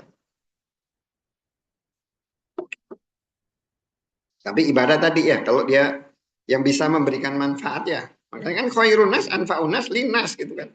Sebaik-baiknya kalian tuh yang memberi manfaat kepada orang lain. Makanya ada ibadah-ibadah yang dia hanya memberikan manfaat kepada diri sendiri, gitu kan.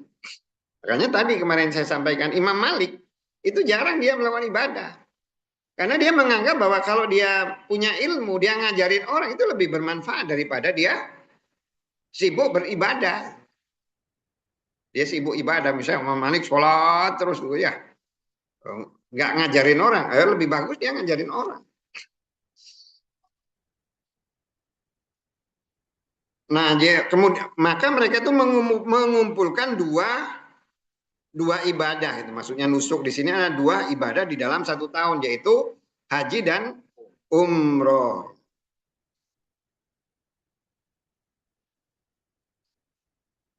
Dan dikatakan di sini Allah itu membolehkan, ya. Dan Allah sudah menurunkan di dalam kitabnya bahwa dia menurunkan sesuatu yang boleh. Makanya bahasanya itu membolehkan orang itu umroh dengan haji itu bareng, kecuali bagi penduduk Mekah. Nah, bulan-bulan haji itu bulan Syawal, kemudian Dzulhijjah, Dzulqa'dah. Artinya apa? Orang yang melakukan umroh di bulan itu, kemudian dia lanjut, itu disebut sebagai tamattu. Kalau dia lanjut haji, tapi ulama menyatakan bahwa kalau dia tidak balik. Jadi misalnya nih, dia bulan Syawal dia umroh gitu kan dia. Terus habis itu dia haji. Apakah dia disebutnya haji tamattu? Kalau dia udah balik dulu ke negara dia, enggak. Dia harus tetap di situ. Dia tetap di situ, baru disebut sebagai tamattu. Tapi kalau dia balik ke negara dia, walaupun setelah itu dia misalnya balik datang bulan Syawal, haji gitu ya, pergi umroh, kemudian balik nih ke Indonesia, kemudian dia dapat lagi datang lagi haji, udah langsung haji aja, dia nggak, dia tetap harus kalau mau dibilang tamattu dia umroh dulu lagi, umroh lagi. Diusir, Ah? diusir. Diusir. Kalau berangkatnya Syawal sampai haji. Gue nggak diusir itu kan karena orang biasa. Nah, iyalah. Ya kalau Prabowo mau pergi yang anu ya masalah, siapa yang mengusir? Orang biasa diusir. Untuk haji katanya diusir itu. Nah, barang siapa tamattu di bulan ini melakukan haji tamattu di bulan ini, maka dia harus membayar dam. Jadi kalau dia umroh di bulan itu, dia mau langsung haji, dia harus membayar dam atau berpuasa. Aturannya seperti itu. Nah, emang itu seakan-akan kenapa dia harus bayar dam? Nggak usah bingung mah, itu pokoknya ketentuan Allah. Kalau mau dipakai logika kan seolah-olah kita tuh melanggar aturan gitu kan ya. Makanya dam itu kan sebagai apa? Kifarat ya. Kifarat itu untuk apa sebenarnya? Kalau melanggar sesuatu gitu kan ya. Kifarat itu kan kalau melanggar gitu kan ya. Lah ini kan malah ngikutin sunahnya.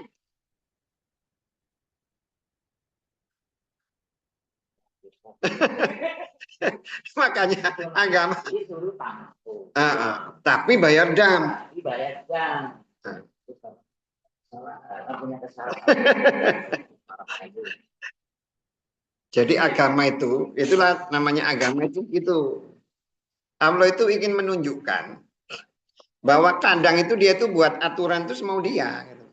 Makanya orang yang berkuasa itu sebenarnya bukan orang yang ngikut aturan. Orang yang berkuasa itu justru orang yang tidak ngikut aturan itu dia berkuasa.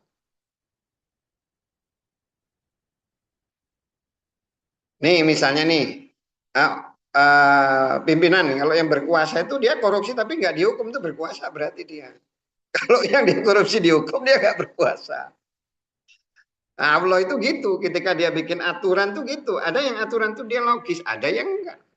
Kalau kita lihat aturan-aturan agama itu seperti itu.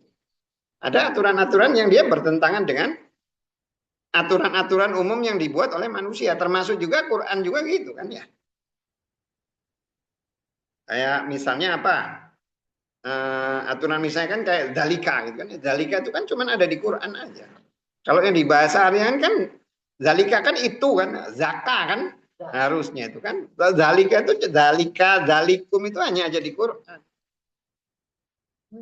Iyaka, iyaka. Iyaka na'budu itu hanya ada di Quran. Coba nggak bisa na'budu iyaka, makanya beda hasilnya.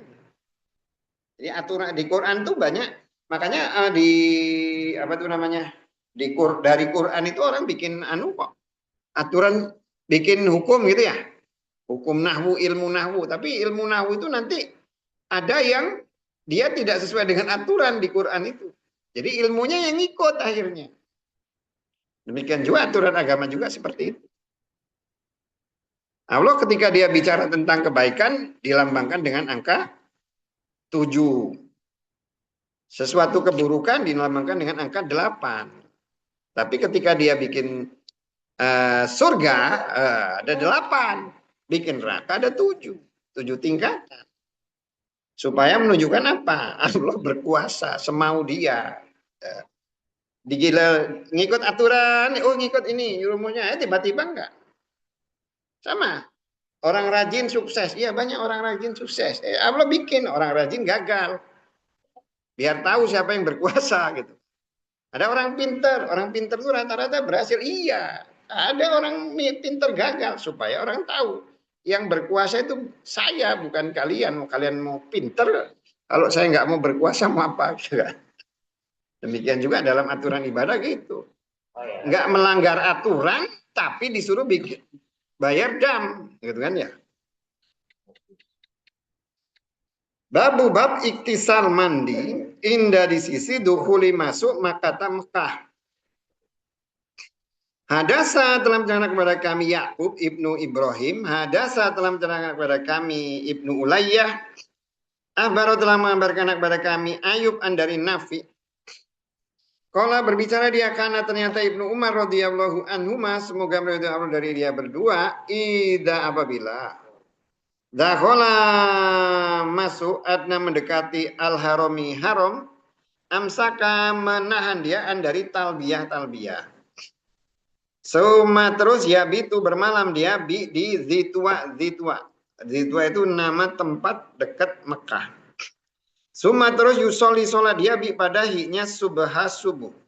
Wa dan yaktasilu mandi dia. Wa dan yuhadisu menceritakan dia an-nasunya Nabi SAW karena ternyata dia mengerjakan dia zalika itu. Kita tahu bahwa Ibnu Umar itu adalah sahabat yang selalu menirukan apapun yang dilakukan oleh Nabi. Tanpa melihat apakah yang dilakukan oleh Nabi itu menjadi satu perintah atau apa. Bahkan ketika Nabi itu kencing di satu tempat, dia akan kencing di situ. Nah, itu saking ya. Ya, kalau kita berbuat seperti itu ya nggak apa-apa sih. Karena Nabi itu ketika orang meniru Nabi pasti nggak salah. Tanpa harus tahu kenapa dia berbuat seperti itu. Yang repot kan kalau niru bukan Nabi. Niru bukan Nabi kan kalau pas kebetulan yang ditiru itu benar ya alhamdulillah gitu loh. Yang repot kan ketika ditiru itu salah ya ikut juga ngikut orang yang diikuti sama kayak Fir'aun kan. Fir'aun tuh ya yang disebut dengan keluarga Fir'aun itu adalah semua orang yang mengikuti Fir'aun sama. Nah, ketika Nabi itu mendekati Mekah, Nabi itu dia nggak langsung masuk Mekah karena dia sampainya itu malam. Maka dia bermalam di Zitwa. Zitwa itu dekat Mekah. Nah, ketika sampai di Zitwa, Ibnu Umar itu berhenti bertalbiyah. Talbiyah itu Allah baik, Allah baik, tasbih gitu ya. Artinya apa? Artinya itu ketika mulai dari apa itu mikot gitu ya, mikot sampai mendekati Mekah, itu harusnya orang itu ya tadi kalau hajinya pingin bagus, ya tadi talbiyah. Kalau haji sekarang kayaknya nggak susah, pasti orang dari mikot ke Mekah itu pasti lihat HP kalau sekarang, yakin lah. Ya Mas. Kalau zaman sekarang coba lihat orang pasti megang HP kalau zaman sekarang. Harusnya talbiyah kalau yang benar. Dia bertalbiyah sampai dia mendekati Mekah. Kalau bayangin Nabi talbiyah dari Zulhulaifah. Zulhulaifah ke Mekah itu 450 kilo. Kalau 450 kilo itu sini Bengkulu ya. Sini Bengkulu itu 450 kiloan lah.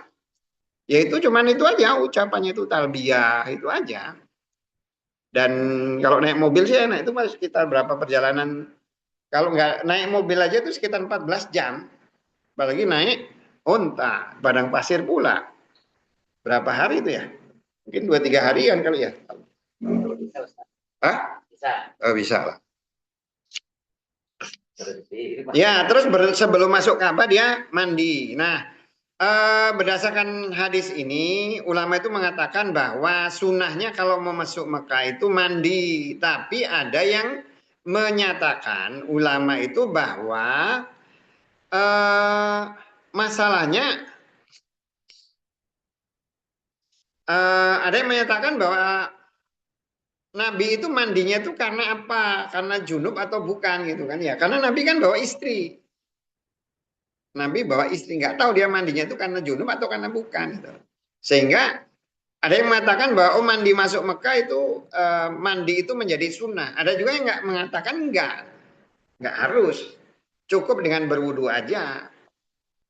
Jadi ulama berbeda pendapat tentang apakah mandi ketika memasuki Mekah itu termasuk junub enggak. Karena Nabi juga ketika di apa itu Amul Fatah ya ketika dia menyerbu Mekah juga dia nggak mandi masalahnya. Masalahnya dia pernah masuk Mekah tapi bukan untuk haji. Ketika foto Mekah itu dia nggak mandi. Kalau ini kan karena dia mau haji dia mandi. Nah, apakah itu menjadi sunnah atau tidak? Tapi kalau mau lebih bagus ya mandi. Kenapa di Arab itu mandi itu menjadi sesuatu yang istimewa ya? Kan harus tahu kita kebiasaan orang Arab. Orang Arab itu jarang mandi. Mandi itu sekali seminggu itu udah bagus. Makanya suruh hari Jumat gitu kan ya? Suruh hari Jumat. Makanya dulu makanya paling enak itu kalau pergi haji itu bareng orang Pakistan. Mereka itu biasa mandi itu seminggu sekali. Makanya kalau saya waktu dulu haji sama orang Pakistan tuh enak bener, nggak rebutan kamar mandi, jarang mandi. Kalau coba rebutan sama orang Indonesia, oh rebutan kamar mandi ya.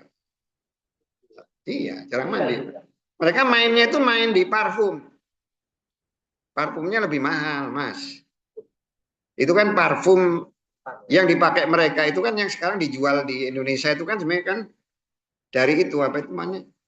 Keringatnya mereka yang pakai parfum asli. Diperes, dijual murah. Nah, kalau parfum asli itu orangnya jalan 100 meter itu masih bau. Baunya kita lewat depan kita, orangnya udah 100 meter, itu masih baunya saking wanginya. Mahal tapi.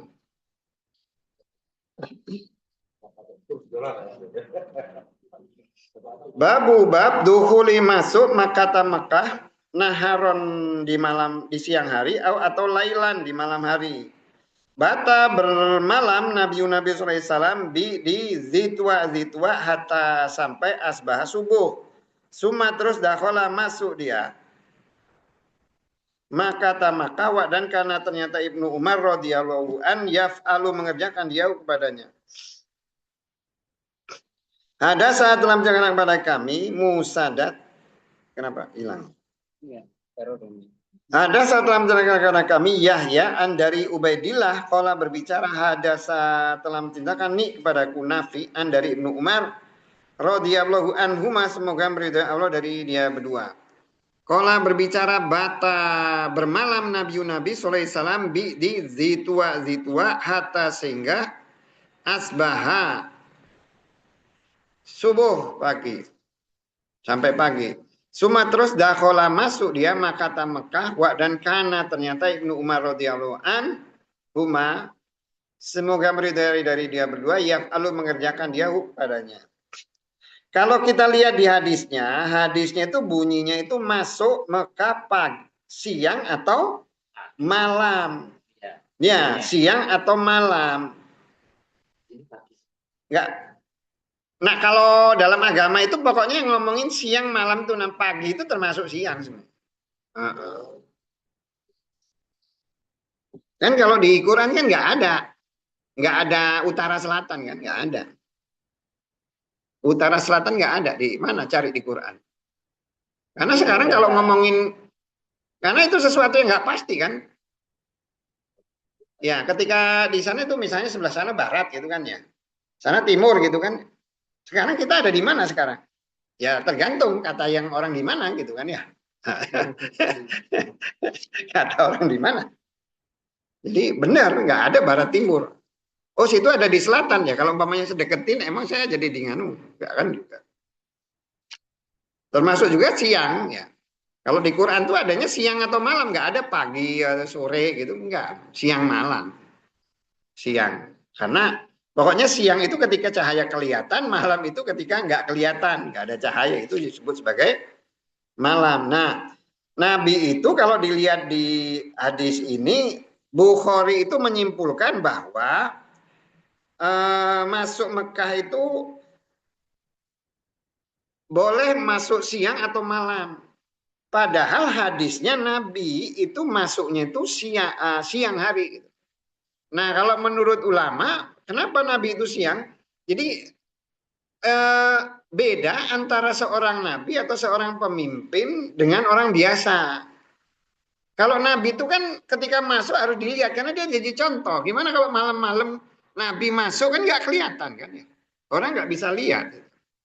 Makanya kenapa Nabi itu ketika dia di Idul Fitri atau Idul Adha itu dia pulang sama jalan berangkat kan beda gitu kan ya. Karena syiar Islam seperti itu. Dia ingin ketemu banyak orang. Karena apapun yang dilakukan oleh Nabi itu jadi contoh, orang bisa ketemu dia, bisa lihat dia. Termasuk juga masuk Mekah siang supaya apa? Supaya orang lihat. Itu menurut ulama seperti itu. Walaupun hadisnya itu apa itu namanya? Hadisnya itu Nabi itu bermalam di Mekah. Datangnya malam, masuknya pagi. Jadi nggak apa-apa. Ini fikih Bukhari gitu ya, fikih Bukhari. Jam berapa nih? Jam 20. Ada pertanyaan nggak?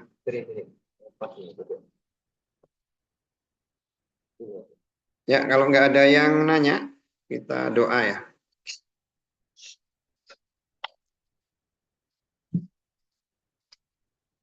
Amin amin ya rabbal alamin.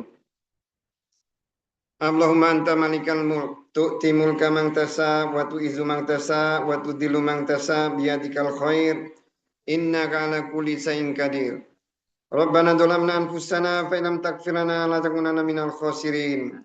Rabbana la inna ala dzikrika wa syukrika wa husni ibadatik. Rabbana fir lana dzunubana wa liwalidayna wa li jami'il muslimina wal muslimat wal mu'minina wal mu'minat al ahya minhum wal amwat. Innaka qaribun mujibud da'wat ya qadiyal hajat. Rabbana inna nas'aluka huda wa tuqa wal afafa wal ghina. Rabbana inna na'udzubika min syarri nafsi was-syaitani was-syirki wal kufri wa nifaq wa sulah fi ahli wal mal. Rabbana inna na'udzubika min adzabil jahannam wa adzabil qabr. Rabbana inna nas'aluka khairu hadil yaum wa khairu ma ba'dah wa na'udzubika min syarri hadil yaum wa syarri ma ba'dah. Rabbana inna nas'aluka khairu qada fid dunya wal akhirah wa na'udzubika min syarri qada fid dunya wal akhirah. Rabbana inna nas'aluka al-jannah wa ma qaraba ilaiha min qaulin wa amal wa na'udzubika min narika wa ma qaraba ilaiha min qaulin wa amal. Rabbana atina fid dunya hasanah wa fil akhirati hasanah wa qina adzabannar. Rabbana taqabbal minna innaka antas samiul alim. Alhamdulillahi rabbil alamin. Allahumma shalli ala sayyidina. Ya semuanya, assalamualaikum warahmatullahi wabarakatuh.